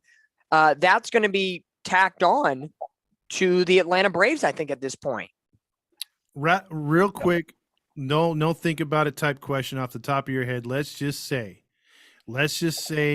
Perry loses and has a bad off season again of pulling in players, or at least hitting wise, and Ohtani deal does not go through. Perry's fired. Okay. Yeah. That's all I was going to ask. Yeah. If you, last year was his first year where he had to, he came in, he still had the Pujols contract, he still had Upton. So we had to wait to get that off of the page first. This past offseason was the first year he could dive in and do what he wanted to do with this squad. And on paper, before anybody played a game, we thought he made good moves. Tepera was coming in hot. Loop was coming in hot. Syndergaard, we gave him an opportunity, and I thought he did well. Rysel got the big deal he deserved. And the only thing they didn't address was the infield shortstop second base need. They decided to go Wade, Velasquez, and everybody else. And, so on paper, and we started off well, and we thought, okay, we're okay. But then we've gone down this path that we've gone down, unfortunately, since the 14-game losing streak. And the plan has, been shot to hell. We have to now regroup and start again. And now with Syndergaard's $21 million coming off the books, Rysel at least $48 million is going to be coming off the books because he'll be in Atlanta. And Brandon Marsh was cheap, so don't even worry about Brandon Marsh's money. So right there, 48 plus 21, you have $69 million, $69 million coming off of the payroll for Perry Manassian to play with right off the bat. Now I'd have to see who else is going to be a free agent on this squad after that. Tepera, I know, only signed a 1-year deal. Archie Bradley was only a 1-year deal. So there's $7 to $10 million right there between those two guys. So the Angels are going to have, yet again, for the second season, off season in a row, about $80 million to play with. Yeah, Shohei needs what? Shohei realistically needs what? 30 to 40 million AAV realistically. Yeah. So you have 50 million to play with at that point. What do you guys think he's going to get this year? So let's just say Ohtani doesn't sign a contract this offseason. So in arbitration, what do you think he's going to get? Do you think he'll be in the 20 range? Because remember, arbitration, they're normally not hitting what they should be getting. So I know he deserves 30 or 40. What's interesting, you never want to let it get to arbitration because arbitration means we got to talk crap to him or about him. We got to say, well, he never lived up to he never did this. And players remember that. That's why a lot of guys that go through arbitration, and even when they get what they want, they usually don't re-sign with that team. So it'd be a moot point to go to arbitration. You got to get it before it goes there. What would you guys say, thinking it with AAV in mind? 10 years, $300 million. Is that too little, too much on the years, or too much on the money? What would you say about 10 for 300 for Shohei? He's 28 years old. That'd be actually very affordable. I think in the long run, 300 million, 10 years. If he did that, I'd say do it yesterday. I don't know if he wants a 10 million, or I don't know if he wants a 10-year. Like, I don't know if 10's like, we know Trout wanted to be a lifer. Does Ohtani want a 10-year, or is he just looking like, I'm comfortable with 5 for like 250 or 5 for 3? Like, I don't know what year he's comfortable with.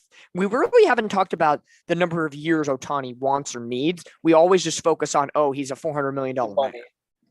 Yeah, I'm tired of the big contracts, to be honest with you. I don't want another 10-year deal. We saw what happened with Pujols. We see what's happening currently with Rendon. And what's going to eventually happen with Trout. People don't like these long contracts near the end of it. So, let's just roll with 3 to 4 years. I would love a 3-year contract with a 4th-year option. That's what I would really like. It would give Ohtani an opportunity to sign another big contract. And, let's throw in some opt-outs for him just in case he's not happy here, just to incentivize him to stay. Because let's be honest, Perry Manassian and Artie Moreno need to get down on their knees and beg him to stay. As of right now, that is the where we're currently facing. You can't get rid of Rysel Iglesias in a complete salary dump move without A, knowing, or B, being ready to beg Ohtani to stay. Because honestly, if we can't keep Ohtani and we just lost Rysel, forget about what we have potentially in the minor leagues. This is a complete L, and the window we have of next year, close it already. It's over. And I'd like to make one clarification. Ryan Tepera is a 2-year deal, 2 for 14. So he's owed $7 million. Loop. No, Loop and Tepera are going to be in our bullpen this year and next year. So potentially, basically, if they can somehow turn around and get back to their form in April, Loop is your 8th and Tepera is your 9th now. So, I know they both have been struggling, but on paper, I hate using the on paper theory, but we have to. Losing Rysel on paper is not horrible because you have 2 potential backup closers and setup guys in the wings and Loop and Tepera. And then you also have Jimmy Herget coming off of injury right now, and they like him, very much. And Jose Quijada, excluding Sunday, has been pretty good this year. So the Angels have back end bullpen help, which is great. That's fine. Well, here's some toxic positivity I want to share with you guys. This is coming from Trent Rush. This is from his official Instagram, or not Instagram, I'm sorry, Twitter. He says, I asked Noah Syndergaard if he'd be open to return to the Angels in the offseason. He said, absolutely, why not? I spoke to the Angels pitchers, and they are excited about the possibility of the return. Okay. All right, Trent, thank you for that. Yeah, I just listened to a little mini interview that the Angels did with Brandon Marsh, his exit interview. Mm-hmm. And the majority is he said it was a little weird, but the one thing he harped on was he's happy to be going back to the East Coast, closer to family. And then he struck out before he got to the airplane, right? Yeah. That can be neither confirmed nor denied. I'm still waiting on Ken Rosenthal's report. But right. Noah. So yeah, let's play the Halo Honk, Trent Rush, Roger Lodge mentality for a minute. Mm-hmm. Syndergaard's a free agent. If he comes back, is it worth it? Is all this in regards to Syndergaard's trade today? Is it worth it if we cut him loose for 2 months, got 2 prospects that we can hopefully, cross our fingers, develop, and somehow you work out a deal for Syndergaard to come back, maybe not for a $20 million AAV because he's not worth it anymore. Let's say you got, would you be down to give what Rysel got, 4 for $58 million? Or 3 for 60, 3 for 60, 3 for 50 something. Is that fair for Noah Syndergaard? Based on what he performs here with the Phillies and potentially in the postseason? I'm not sure. I think those numbers are good for right now. But if he shines in the postseason, that's obviously going to go up. Yeah, because if you have a rotation, let's say next year, of Ohtani, Sandoval, Detmers, those 3 are locked in for sure. Lorenzen, who performed well, he was scuffling a little bit in June and July until, we found out he had shoulder problems, shoulder tightness or muscle issues. If you can get, I feel Lorenzen's a good back half of your rotation type guy. He could be a 2-year, $10 million deal because he's getting $3 million right now. So if you bump it to $5 million just to make it for even number purposes, 2 for 10, sure, I'll take a flyer on Michael Lorenzen. And then you have guys like Jansen Junk, who looked pretty good against Kansas City last week and need to develop. And if you throw in a Noah Syndergaard, that's great. And again, the Angels starting rotation this year was not awful. Let's be real. Ohtani's been fantastic. Sandoval just hasn't had run support. Syndergaard had his moments, but he didn't get a lot of run support. And Reed Detmers, ever since coming back from AAA, he's been a godsend to the Angels. And he had the no-hitter this year and an immaculate inning. So the Angels rotation, I feel, is in good hands if they just kind of bring back Lorenzen and Syndergaard and go from there. It was the bullpen and the offense this year, which by surprise caught us all off guard at that point. Yeah. Do you guys think Lorenzen gets traded in a world where he's not injured? Oh, yeah. Yeah. Oh, yeah, because he can provide some innings for you. And, who knows? Maybe Lorenzen, I guarantee you, signs back with the Angels next year. Trust me. Remember, Tom, when we had our live stream with the Angels in the Astros game, his mom wants him here bad, and he puts family first, and I don't hold that against anybody. Good for him. I hope, put your family first and realize where you are in your career and you want to be closer to home and closer to family, and money's really not an option for you, and you just want to play and have fun and try to win a ring. And I'm not saying the Angels are in prime position for that, but the Angels have a good young core pitching, and Syndergaard sees it. Lorenzen sees it. If the Angels had depth in offense this year, I think the Angels could have got past their bullpen problems, and like Swilly said earlier, we had 25 games where we, either blew it or lost it by X amount of runs. That number could have been cut in half, and we could be in a postseason chase, not even talking about this right now. We could have been buyers instead of sellers. I agree. It's the simple things. It's really the simple things that really got the Angels down this year. And, here's another even factor to go into it. Is Joe Madden not being the manager factoring into this trade deadline? I don't know. It's one of those key scenarios.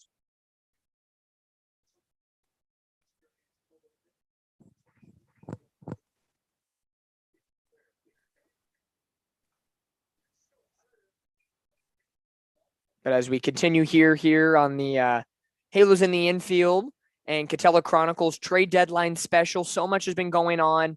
The Angels making moves between Brandon Marsh going to the Phillies, Noah Syndergaard going to the Phillies, now Raisel Iglesias being traded over to the Atlanta Braves in a not so much of a haul, but just kind of on a low tier level package. Seems to me more like a money dump at this point. The Angels got to look forward to their future a little bit and so on and so forth. But the Angels have made moves. The only move that they didn't make, they confirmed that Shohei Ohtani was not being traded today. So Ohtani is still an Angel. We can hold on. We can clutch our pearls and say Ohtani is still an Angel for the remainder of this season. But they got some decent prospects back on paper. They got the number 5 prospect from the Atlanta Braves, Tucker Davidson, who's a starting pitcher. In the Raisel deal, they also got Jesse Chavez to veteran bullpen. He'll just be with us for 2 months, and that extends the bullpen a little bit. In the Noah Syndergaard deal, they got former number 1 overall pick and a outfield prospect. And Brandon Marsh was traded for the number 3 Phillies overall prospect in Logan. Oh my God, I'm blank. Logan O'Hop. I want to say O'Roof for some reason, but it's the Irish. I think but he's Logan O'Hop. So the best player coming out. Yeah. So we'll have to see right now. Angel fandom is going a little bit crazy right now. I don't know really what to make of everything. I think the Raisel Iglesias move, he just told Sam Blum, beat writer for the Angels, that he wished he could have stayed through his contract with the Angels. He wanted to be here. He didn't want to leave. But it is what it is, as I'm listening to it right now. Yeah, I mean, he signed here for a reason, right? I mean, and here's the difference between Ohtani and Raisel Iglesias. When they were obviously Ohtani's on the contract year, but Raisel was very adamant from the beginning that he wanted to be here. He said it last year. He openly said, I want to stay here in Anaheim. Ohtani just keeps saying, well, I'm here for now, and I'm going to do whatever I can for this organization. That's the difference so far. Yeah, I totally agree with Fernando right there. We're getting different body language and different things said by players who have now left us or about to leave us, maybe. Ohtani is a guy that, again, he's been asked over and over, like Trout did, as far as, do you want to win? Are you frustrated? And he's saying the sort of things that players say to be PC, but there's one foot out the door. And so, like, now Perry's really pushed up against the ropes now. You still got the drought going on with the postseason. You still got pressure because the idiot owner refuses to take the LA thing off of us, so he wants to moniker us as an LA team. So that's added pressure. You have, everyone around the nation, baseball fans, wanting to see Trout and Ohtani in the postseason. Are you going to sign him back? What's going to be the team put around him? There's now so many questions, and now where Perry, when he first started, you're thinking, okay, give him an offseason, give him a trade deadline, let's see what he could do, because a lot of people jumped on him right away, and he was, for the most part, fulfilling his promises. But now you put yourself in a situation where, like, okay, what are we doing? Do you still have control of this car? Are we going to crash into a wall and burn, or are we going to find the promised land? And it's one of those things where, hey, I told you, be patient. We'll get there. Because right now, as fans, we're the kids in the back going, are we there yet? Are we there yet? What are we doing, Dad? Where are we going? And yes, that's exactly right. Yeah. But you have to think in some way, shape, or form, is Perry Manassian going to bed tonight extremely frustrated in the sense that everything he put into this offseason with Syndergaard, with Raisel Iglesias, and it's now blown up in his face, maybe not by his own doing, but it was kind of by his own doing, in the sense of their performance and the team's performance did not allow them to be what he wanted them to be. That's the situation you have to take. He's having nightmares tonight. I feel he feels a little defeated, and now he knows, as Todd said, his backup is against the wall. This offseason is do or die for him because, in the grand scheme of things, how many regime changes can the Angels go through? It's really becoming sickening at this point.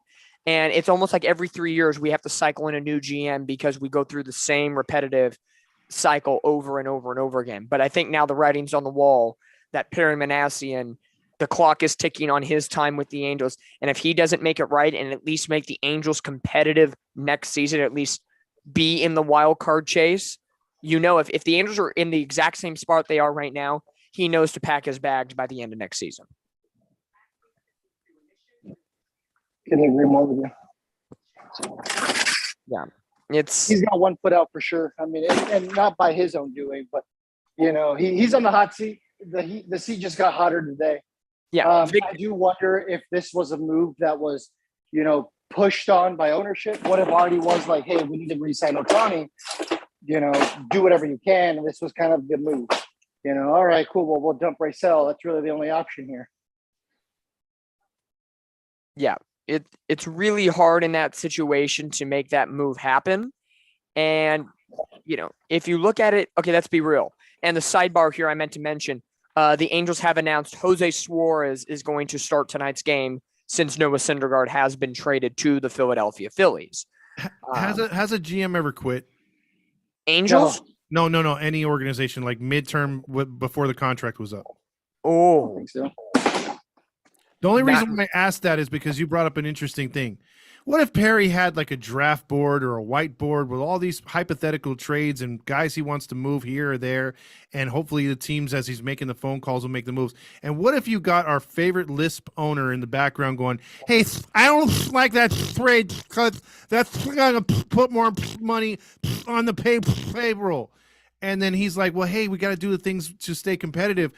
No, we got to find Ohtani to have 50 different promotions for Ohtani. What if that's the case? You had a list there when you said case too. Yeah. That one was on accident though. I really think like I mentioned about the regime changes. How many regime changes can you have before you notice that the owner is the problem?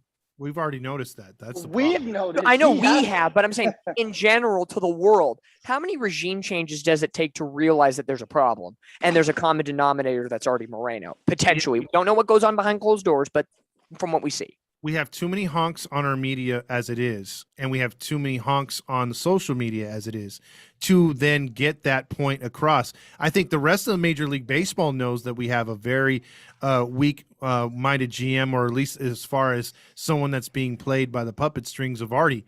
I think everybody knows what the problem here in Anaheim is. And if you can't see it on the outside, just go to the newspaper and his legal problems. I mean, I don't see any other owner in the league fighting what Moreno's doing on and off the field. So, and he's already been questioned or been said, what do you call it? Fernando has inside sources about you can't change the brand of potato chips in the vending machine without passing it by Artie. So I think that's the huge problem with this team. And Fernando said it for a long time. I've been saying it. Other people can see it, but the most important people, I guess, if there is any that can make a change, are the fans. A lot of fans still are saying Artie Moreno is still great because of beer. Yeah. Well, he lowered the price of beer when he first took over. Yeah, that's great. Yeah. Get rid of Roger Lodge. Is that your dad? Yeah, that's my dad chiming in. Oh, Hey, Swilly's back. Swilly's I back. am. And I think my video's working this time. So Oh, sweet. Hello. It's great to see you. hi. Holy shit. I take one work call and And then Rysell is gone. wow. I mean, okay. I'm gonna need a second to process this, but how are you guys feeling? I don't know if I'm too mad about it. Well, I think we could sum it up between we Fernando had his vent session, Todd had his vent session, I had my venting session. Okay. I think the consensus is I think we all agree it's definitely a money dump. Yes. Definitely Agreed. a money dump. Yep. We're hoping that the Angels can announce a Shohei Ohtani extension because if you're going to save money, do that. But again, we all know the problem with Ohtani is if you sign him to a big, massive AAV contract, guess what? You're handicapping your franchise moving forward. So again, the old Angel problem, damned if you do, damned if you don't. I just wish for Rysel, the Angels got a better haul back. But I think the Braves price said, you know what? We're giving you a number 5 prospect. We're giving you a veteran reliever, and we're going to take all of Rysel's contract on. There was no cash considerations. So I think that's why we probably didn't get the haul we could have, because we weren't going to take some extra money. So with you being here now, what is your feelings on Rysel Iglesias? I think, were you still with us when Noah got traded? I was, yeah. Okay. I had to dip right at 3:00. I had a work call that I had to take. No problem. So you were here for Noah, so he's gone. So give us everything you're feeling about Rysel. And if you didn't know already, with Syndergaard gone, Jose Suarez is tonight's starter against the Oakland A's. So give us your thoughts on phone, everything. Swilly? Like, did you see it, the trade, when it happened, or were you just occupied on the phone? I had my work call right where I was sitting, and then I turn around, he's on my TV screen. Yeah. Okay. So I saw what happened, but that was after the fact, I guess, and that was about it. Okay. You missed me fighting with Dominic. He's like, no, it's not real. He was like in denial. Let me be in denial. Stop it. I didn't want it to be true, but I know, again, damned if you do, damned if you don't. I get the money dump. I only get the money dump if the Angels actually do something with that money positive. Yes. Yeah. I agree completely. I definitely think it's a money dump. Which, like I said earlier, since we did not decide to trade Ohtani at the deadline, it's either we're really going to consider signing him and giving him all of this money, or he's going to walk. And knowing Artie, we're going to try to extend him, right? So I guess that's what it seems like to me. We drafted so many pitchers last year. Hopefully we have maybe somebody coming up. I mean, we did draft Ben Joyce. I know he didn't show a lot of innings before or in college, I guess. But maybe that's our plan moving forward. But I think what we got in exchange for them taking over the contract, I'm really not that mad about it. I was never. I just, after his performance this season, I'm not as high on him as I once was. Okay. So you're not sipping the Kool-Aid, the Rysel Kool-Aid? No, I'm not. Okay. I'm not. He's not your goddamn closer. Yeah, I'm not sipping the Kool-Aid. Like I also said earlier when we talked about him, when I said that I don't see him getting traded, and I was obviously wrong. He made a lot of, like I said, he made a lot of mistakes, a lot of big mistakes and big moments, like one pitch mistakes, and things like that. I don't know. I'm very hard on professional players, as I probably shouldn't be, but I don't know. Great April. After that, don't know what happened. So I'm cool with them taking over his contract. Hey, I'll say this about this trade deadline. It definitely left us speechless multiple times. Oh, definitely it did. Absolutely. Because you're sitting there saying, we were joking at 259 and saying, okay, there's no more trades. But we always knew that, 3 o'clock, 3:10, 3:15, there's always something that rattles off. Well, then we got Whit Merrifield going to the Blue Jays, and we said, oh, okay, that's a big name. Doesn't make sense, but okay, big name, cool. That'll be the last one.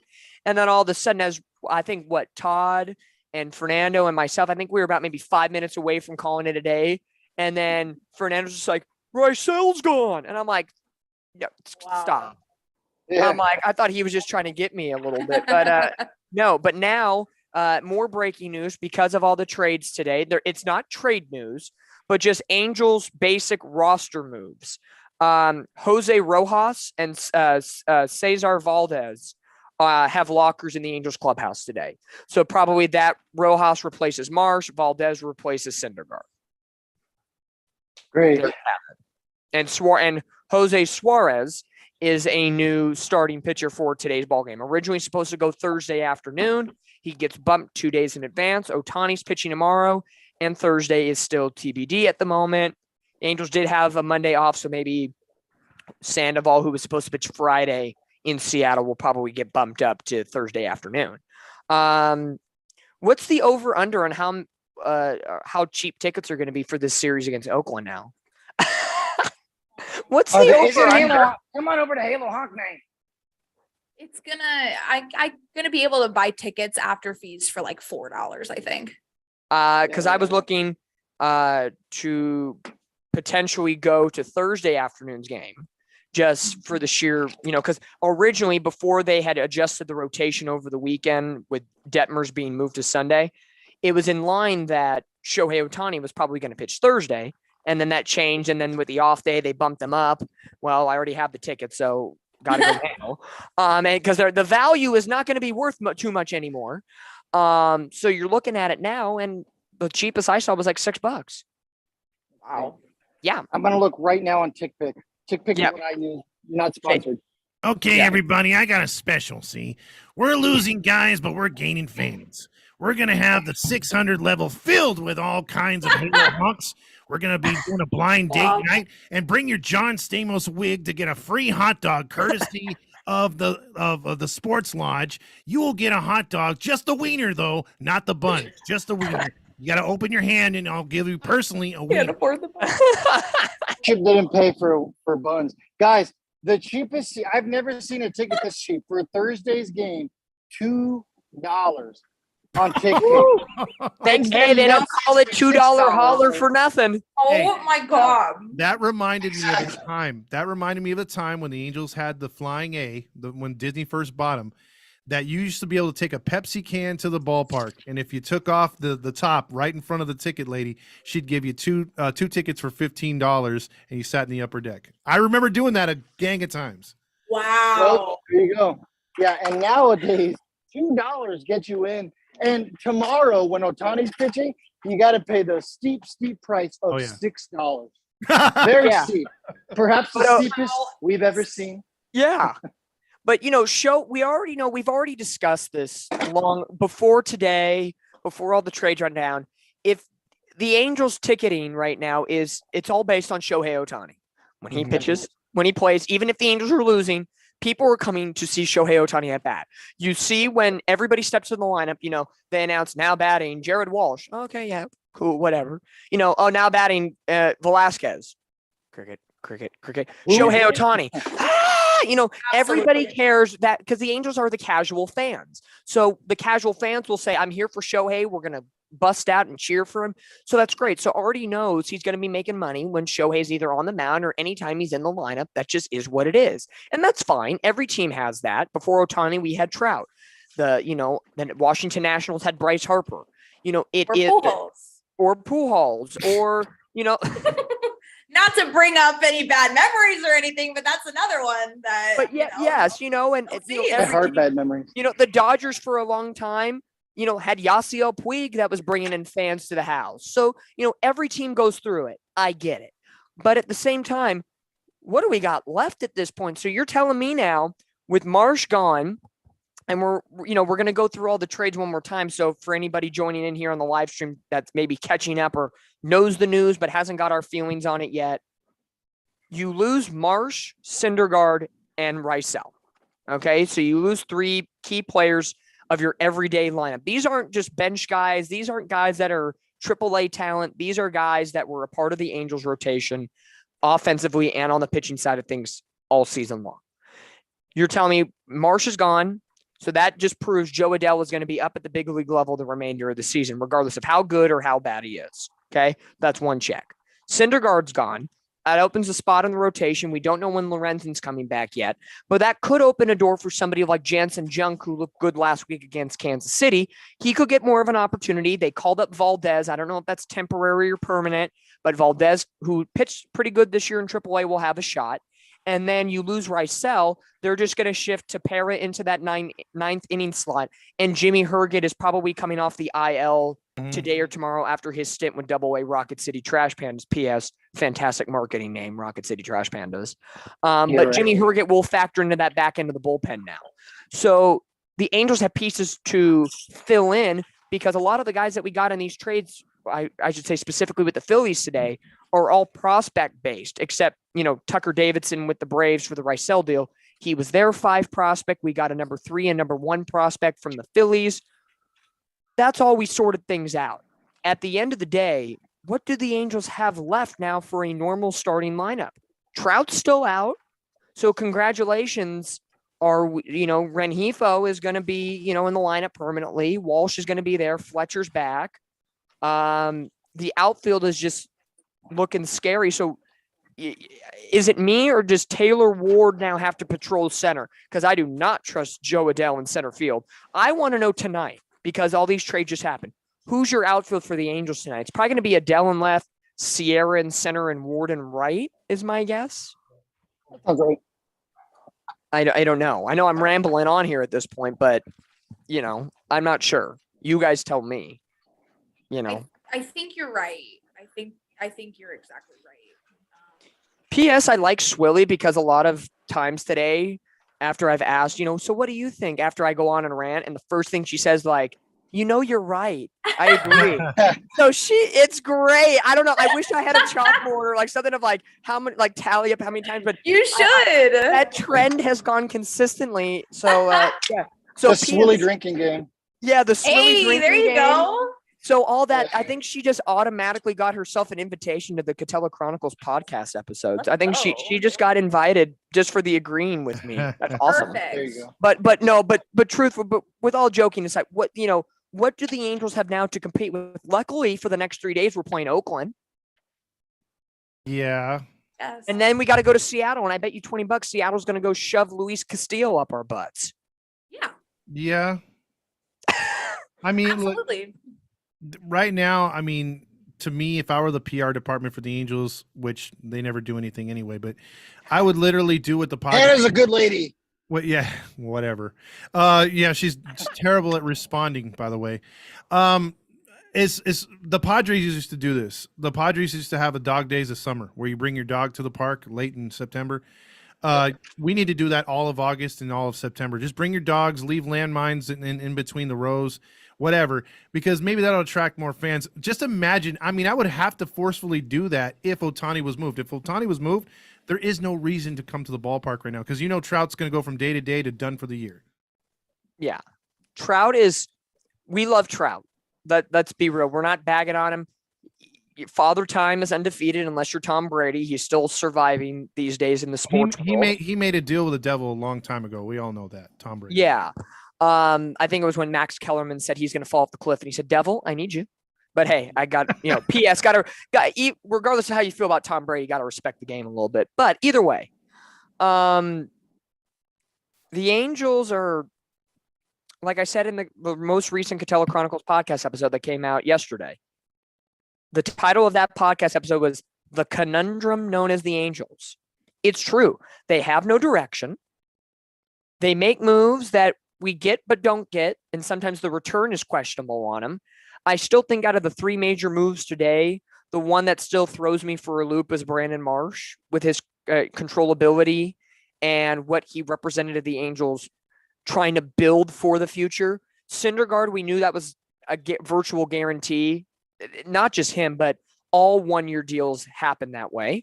And then Rysell, surprised, but at the end of the day, I completely get it. If the Angels do admit it's a money dump because they need to look at more depthy stuff. Now, you're definitely, if Tepera can prove himself this year and stay on course next year, maybe he gets like a 2-year extension and you can kind of roll Tepera from there and be a quality closer.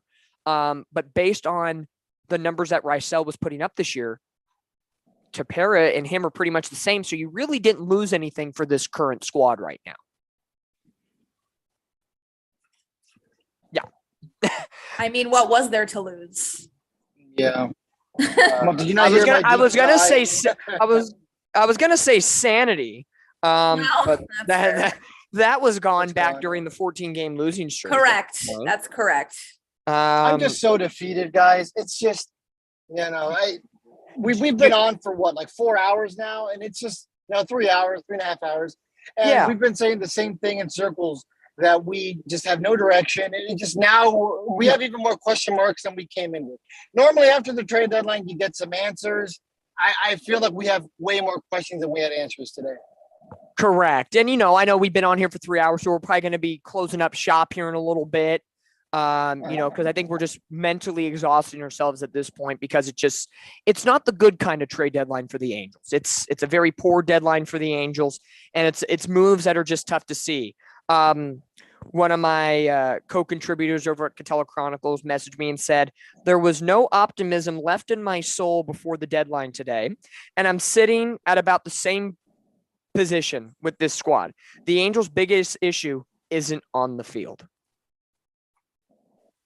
I feel that's a pretty concise and concise and content. Oh my God, I can't speak anymore.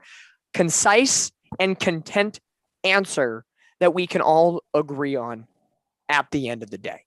I don't know how much more we can do in that sense, but it's really sad. I know we'll probably close up shop here on the live stream once Todd gets back. I know he had to bow out just for a moment, but in the grand scheme of things, let's stop talking about trades for just a moment and just look at the Angels the next 3 days. They got Oakland in town for 3, and then they got to go to Seattle for 4, and then to Oakland for 3 more. So 6 of your next 10 are against Oakland, 4 against a good Seattle team that has retooled, and they've added to their plethora of players here today at the trade deadline.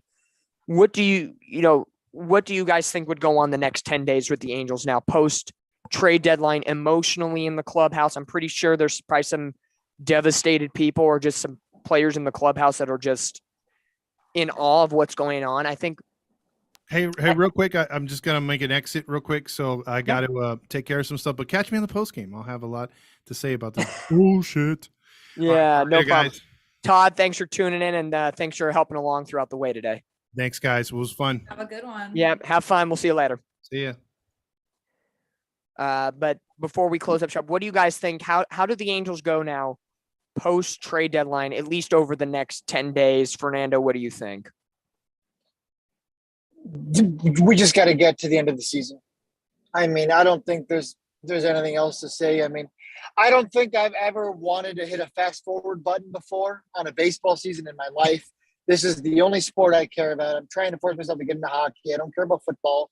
It's just baseball's been my life, and this is the first time in my life where I'm ever just so defeated that I'm like, let's just get it over with. The good news and the thing that makes me feel a little bit better is knowing that the Dodgers are not the favorites to win the World Series, because that's what I was expecting to go to sleep to tonight. The thought that, Juan Soto was going to be holding up, a commissioner's trophy over his head after he led the Dodgers to the World Series. Luckily, that's not the case. Yeah. The next 10 days are going to be what the rest of the season is going to be. We're just going to write it out. Swilly, what do you think? I mean, with this season, I never think that rock bottom could get any worse. I really think right now that the clubhouse is just dead. I mean, because you don't even see anybody immediately enter the clubhouse that you're excited to meet. Like, they're all prospects, or I guess, relief pitchers, which, not to say there's anything bad about relief pitchers or anything like that. Like, there wasn't, like, there's nothing to be excited about. Like, there's nothing to be excited about. So, with the losing streak, and then, all of the bullshit we've gone through with the Dodgers this year, and then Mike Trout being hurt, Ohtani, talks about, we need to trade him, whatever. Like, I just don't think that it could get any worse. And yeah, I would love to also just press fast forward, and, I mean, what else do we look forward to? Honestly, I think we all agreed. I think we thought at this point last year, can we hit the fast forward button? It couldn't get any worse. You lost Trout for the whole year and Rendon for the whole year. And I think it really stems from the Angels starting off so strong and then faltering like they have. And now we're hitting rock bottom. And it's like, if we were just mediocre and then dropped, okay, it hurts, but it wouldn't hurt as much. But I think because we were at such a pinnacle and people were saying, "Oh, playoff bound, serious contender," and then just a steep drop off. I think that's what's hurting us more right now and making it feel worse than, making it even worse than it already is. I think that's the toughest part about it all. So but I'm yes. sure we'll have you guys on again. Obviously, Dominic will be back on for sure. I don't know about Swilly, but I'm sure she'd be willing to come on again in the future. So let me ask you guys this today, knowing that I'll be asking you guys probably again in about a month, 2 months, whenever. Grade the Angel, grade Perry right now on what happened this trade deadline. Immediate reaction, unfiltered, grade it right now. Let her grade. With Perry Manassian at the forefront of the conversation, is that what you meant? On his moves today. Yeah, on the moves that were today, made, the 3 trades that were on the 3, Marsh, I don't understand. I really don't. I can't make sense of that one. Because they traded Syndergaard as well to the Phillies, why not get that catching prospect in the Syndergaard deal instead of 2 outfielders? And you could have kept Brandon Marsh. You could have got 1 catcher, 1 outfielder for Syndergaard and still kept Brandon Marsh. So that's where I don't get it. Syndergaard, I get. I hope he does well. I was already mentally preparing for that move today, so I understand it wholeheartedly. Rysel, I'm indifferent on in the moment because I agree on the money dump, but it's sad that we put all our chips into him this past offseason and when we could have maybe done something else. And it kind of just wipes that, at the time, a good free agent signing in this past offseason out the door, and it was really for nothing. So I'm all, in a way, in general, I'm kind of indifferent I'm pissed, but I'm indifferent. It's a very weird, numb. How about that word? I'm numb. Okay, so give me the letter. Give me a letter right now and what you give Perry. Overall, with these 3 trades, knowing what they mean, Syndergaard I knew, Marsh don't agree with, and Rysel, I get the money dump. I'll go C. Okay, solid C. Yeah, 1 good, 1 bad, 1 in between. I'll give it a C. I was gonna say like a C minus. Yeah. The Marsh one just hurts. It hurts. So it just hurts. I just I don't gotta understand. give him a minus. What's that?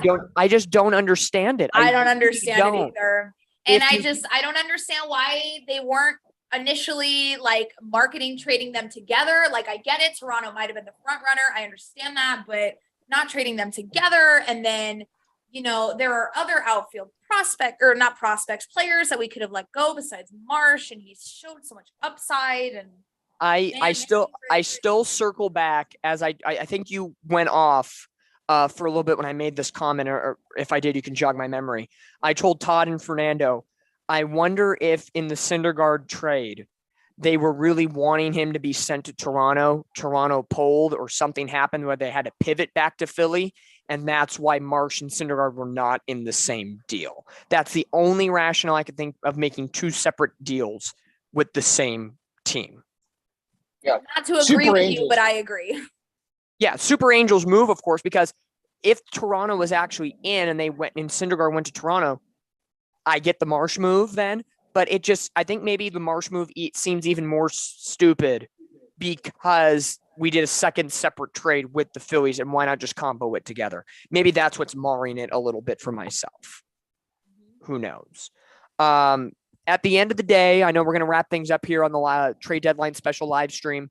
Fernando and I have been here from the very beginning. Fernando, I appreciate you being on here. And Swilly, you've been on here for quite a chunk today. My first interaction with you, it's been fantastic. Thank you again for having me. There's too much to talk about. Yeah, absolutely. It's been one of the craziest trade deadlines in a minute. So yeah, and we always, of course, thank Todd for coming on and being a part of it as well. Let's just kind of recap what we have experienced today. We started it just a couple of days ago with Shohei Ohtani being announced he was not going to be traded. Ohtani, y'all can sit down. Ohtani has not been traded. It's all okay. It's all good. And you would think, oh, okay, we're living the dream boat. We just have to kind of suck up with what we got. You're funny. Brandon Marsh is gone. He gets sent over to the Philadelphia Phillies in exchange for their number 3 catching prospect, Logan O'Hoppe. If we're pronouncing that properly, it could be Ohapi. You know, he's an Irish boy, so we'll see what happens. And then a little while after that, about an hour after Marsh gets sent to Philly, Noah Syndergaard is joining him. They will both have the same flight out of John Wayne Airport tonight towards Philly. And Syndergaard will go to the Phillies in exchange for former number 1 overall pick in 2016, Mickey Moniak, outfielder, and JDL Sanchez from the Phillies. So 2 outfield guys for Noah Syndergaard. And then the surprise of them all, Raisel Iglesias, Angels closer, gets sent to the Atlanta Braves. Not a team I thought, because they had Kenley Jansen as their closer. So Raisel will join Kenley Jansen in the back end of the Braves bullpen, who are a dynamic team. If I had a team in the NL I had to root for, it would be the Atlanta Braves. They are a first-class organization. They do things the right way. They put the pieces together properly. I know anybody can say the whole situation with Freddie Freeman did not go the way a lot of people thought, but you know, I think that's more. Don't forget the scandal with the international players a couple of years ago, where they had to forfeit some of their top prospects, and then their GM got banned for life from baseball. Okay, you're making me look bad and calling the Braves a first-class organization, Fernando. But it is true. We ended up getting Kevin Maiton from that, which of course has panned out. Everyone knows that major leaguer, right? Yeah, exactly. He's doing great in Double-A, helping the Rocket City Trash Pandas to a first-half championship and a postseason run. Hey, at least somebody in the Angels farm system knows how to make the postseason. How about that? Yeah. And then, of course, like I said, the Raisel Iglesias going to Atlanta. In return, we get, for the second time, Jesse Chavez comes back to be in the back end of the bullpen to be a middle reliever. And then we get the Padres. Oh, boy. They had third a big time, day. No? Isn't this his third time? Didn't he sign a spring training contract with us a couple years ago? He did, but he did not make the active squad. So 2.5, third time's the charm for Chavez. And then the other prospect that we got was the Braves' number 5 prospect, Tucker Davidson, a left-handed starter. He had 4 starts with the Braves this year, an ERA above 6, but they're very high on him. So he'll probably be at AAA. If we get lucky, maybe we get to see him in the rotation if something occurs with the Angels the remainder of the season. So there's the moves. There's what's happened. We're shocked. We're amazed. I don't know, but there's been a lot to go down here in trade deadline 2022. Before we exit here, pick your winner and your loser of the trade deadline so far. And the Angels cannot, I will say the Angels cannot be an answer, because we know the Angels are, to safely say it, the Angels are indifferent, because we're just used to losing. So we'll just call it indifference. Yeah. So Fernando, who is your winner and loser from today's trade deadline, or 2022's trade deadline? Winner, I'll say the Padres. And then, if I could have a second answer, I still really like the Nationals. I think they made out like bandits like they wanted. They got that huge haul. They're in a much, much better situation now with the amount of prospects they got, Mackenzie Gore, Abrams, they're better off today than they were when they woke up this morning. And then obviously the Padres getting Juan Soto, a guy who's going to help get them to potentially the mountaintop, at least is going to get them towards the mountaintop. So you got to like what the Padres did. They also got Hader, of course. I think a lot of people are going to forget that. He's a top closer in Major League Baseball, if not the top closer in Major League Baseball. And finally, the loser besides the Angels, which I don't think the Angels are the loser. No. I would say the Dodgers. The Dodgers are the loser because they really didn't get much better. They got Joey Gallo, and then they dumped Jake Lamb. And I think that's the bulk of what they did, right? Am I missing anything? I think they traded somebody to the Tampa Bay, Clevenger, to open up a 40-man roster spot, so they didn't do anything there. And they made a kind of a minor league trade, Mitchell White, and I'm not sure where they went. I have to look back on it, but they made just AAA moves at that point. So nothing dynamic like they have in years past. Okay, there you go. Dodgers definitely lost. I mean, they're going to hope that they can get to the playoffs and succeed. That's always been the issue. Getting to the playoffs for them is, second nature at this point. But they won a Mickey Mouse ring, and that's about it. So there you go. Yeah. Dodgers are the losers. And to emphasize your point on the Padres, 9 minutes ago, the Padres confirmed they made another trade that came in very late. They acquired catcher Cam Gallagher from the Kansas City Royals in exchange for outfielder Brent Rooker.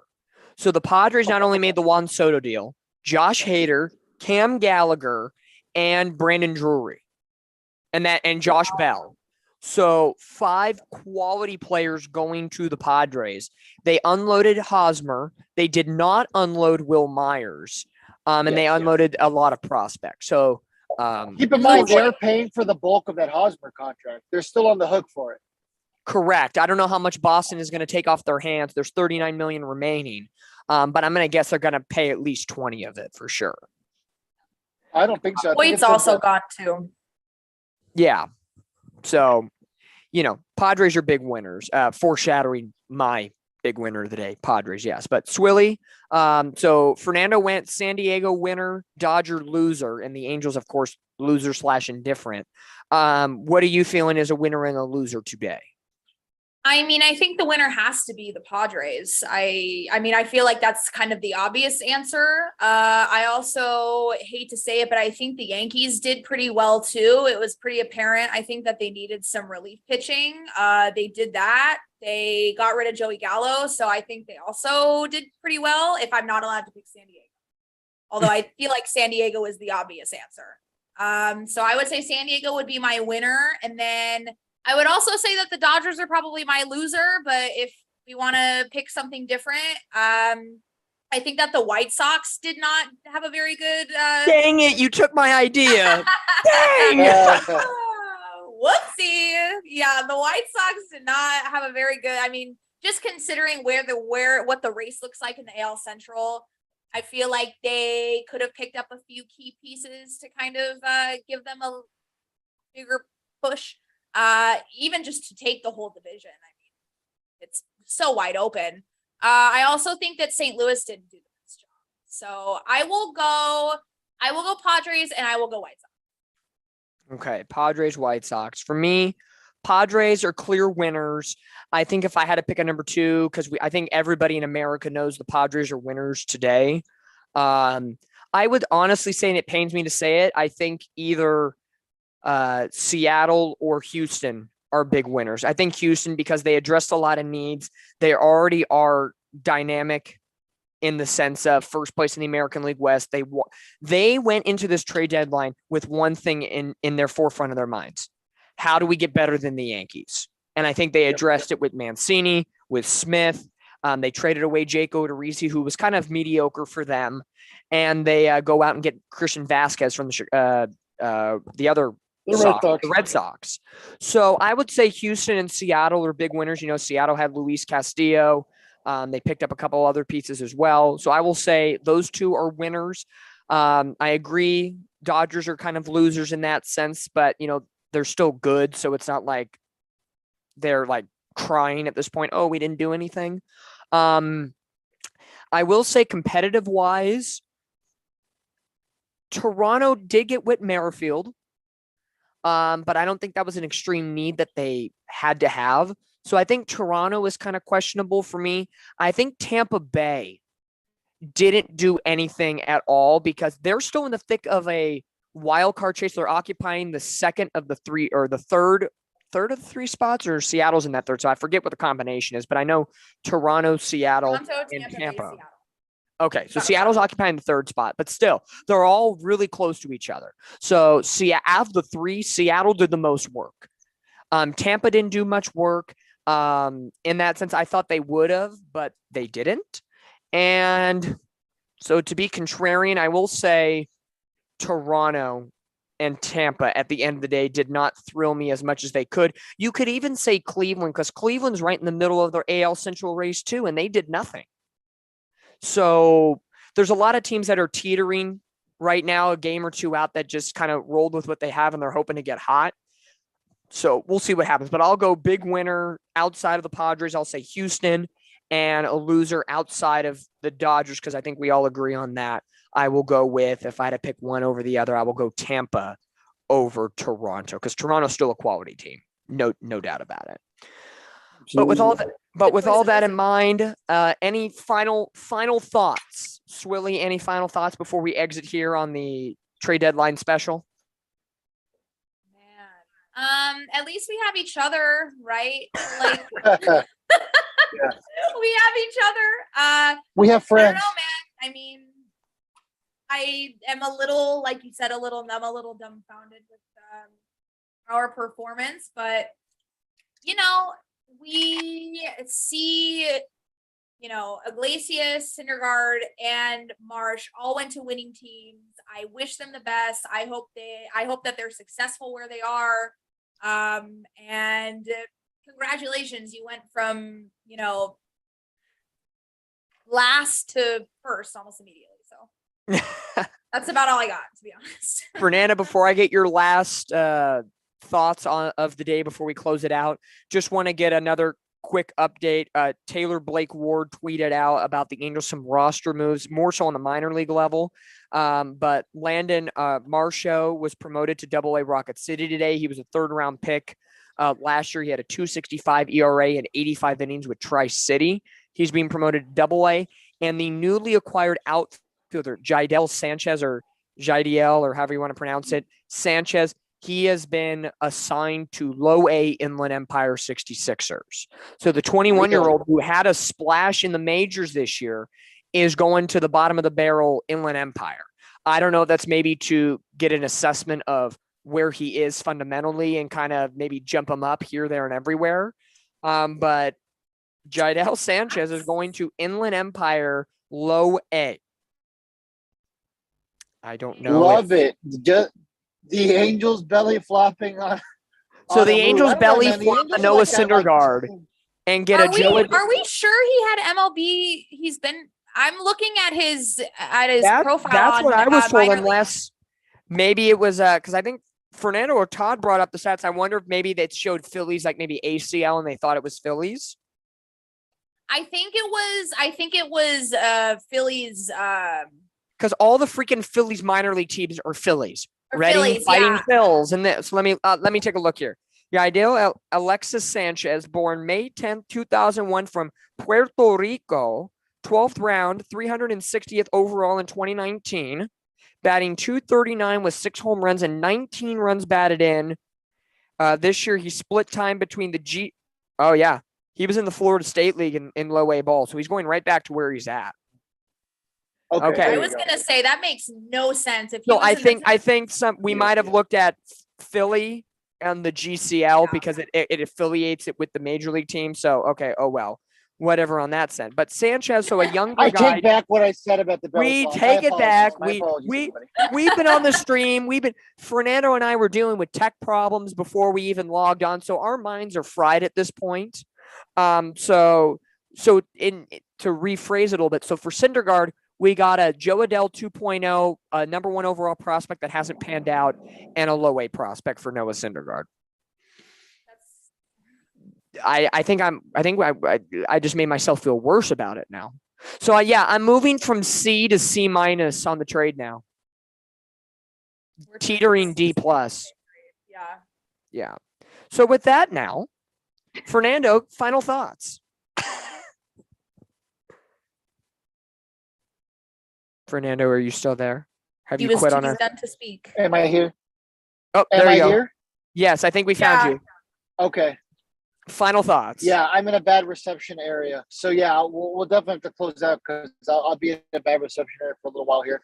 But, yeah, final thoughts. It is what it is. We're just going to roll with it. I mean, Todd and I are really talking about doing an episode tomorrow night. So if any of you guys want to join us, feel free to let me know.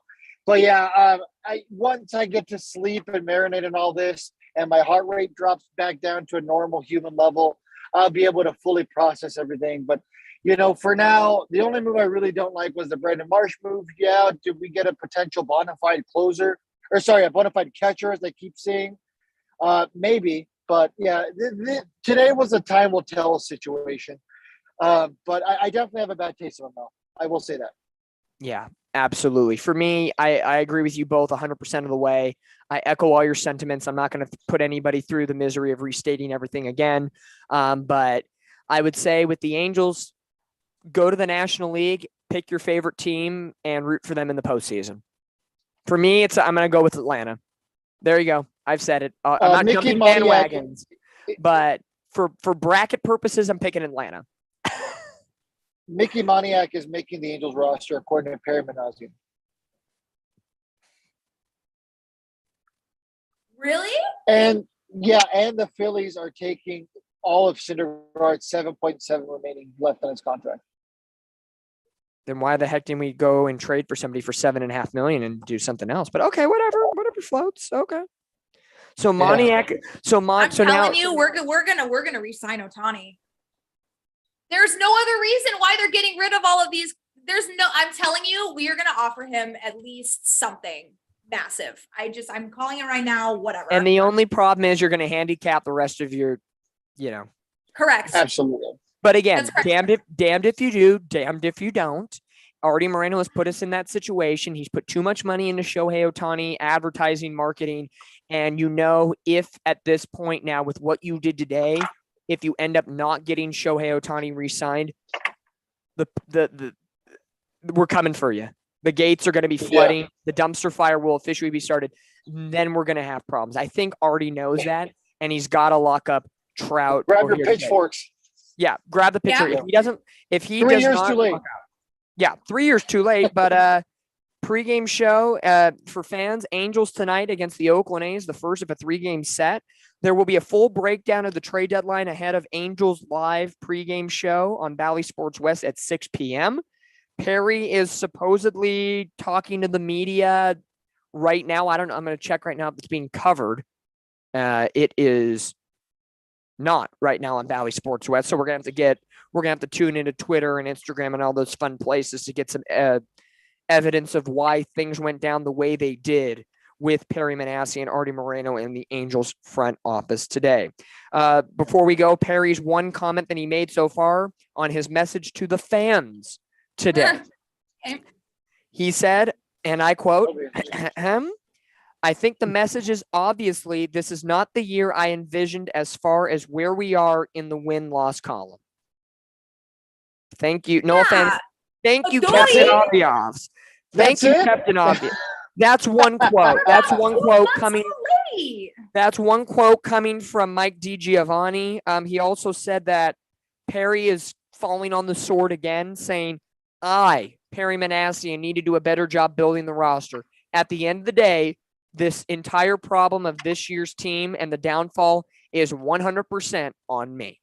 He is taking the sword for everybody in that front office. I get it. You don't want to out anybody, but he's really throwing himself on the sword here. And basically he's setting himself up for, if I don't do it this year, I know Artie's going to can me. That's what this sounds like. So pretty much what Manassian is saying is the same things he said when they fired Joe Madden. It's my fault. So on and so forth. It's kind of the same thing being recycled. We'll see if anything's different moving on, but check out Halos in the Infield social media, Twitter and Instagram for any new upcoming information. Swilly, give us all your social media details. Yeah, you can just search Swilly on TikTok and you'll find me. I got a little link tree there. But if you guys are into, Angels baseball, softball content, I'm your girl. So yeah. Fantastic. And for us at Katella Chronicles, you can follow us on Twitter at Katella_CHRON, and that's the same handle. We are in the Instagram world now, so you can follow us on Instagram at Katella_CHRON. But for Fernando, Swilly, myself, and Todd, we appreciate everybody for tuning in to the trade deadline special. It did not go the way we thought it would go. There were some surprises. There were some pros. There were some cons. Fernando, congratulations to us. We got through the tech problems. Hallelujah. And right back at you, buddy. For everybody who dons the Halos logo and calls himself a Halos fan, as Swilly said, we got each other. We're going to get through this in some way, shape, or form. Thank God we still have Shohei Ohtani, or today really would have been a done. Suarez is on the bump. We hope for a victory. We're playing Oakland for the next 3 days. How about we go on a 3-game winning streak just to at least not rub salt in the wound? Because the ultimate rubbing salt in the wound would be getting shut out by Oakland tonight by the final of 7-0, by having 2 total hits in the game. Yeah, 3 games. You got a better chance of winning that $1 billion lottery. That was just one.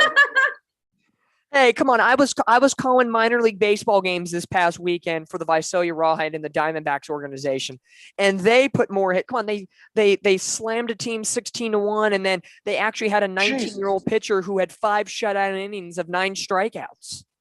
There you go.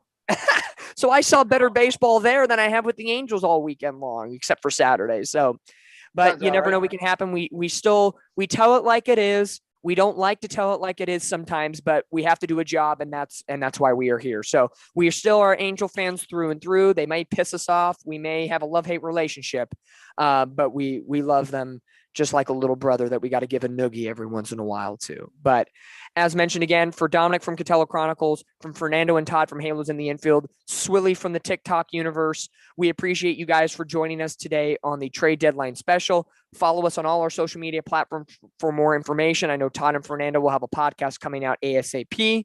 Katella Chronicles, myself and David will get on one ASAP as well. And we will see you next time we do a live stream.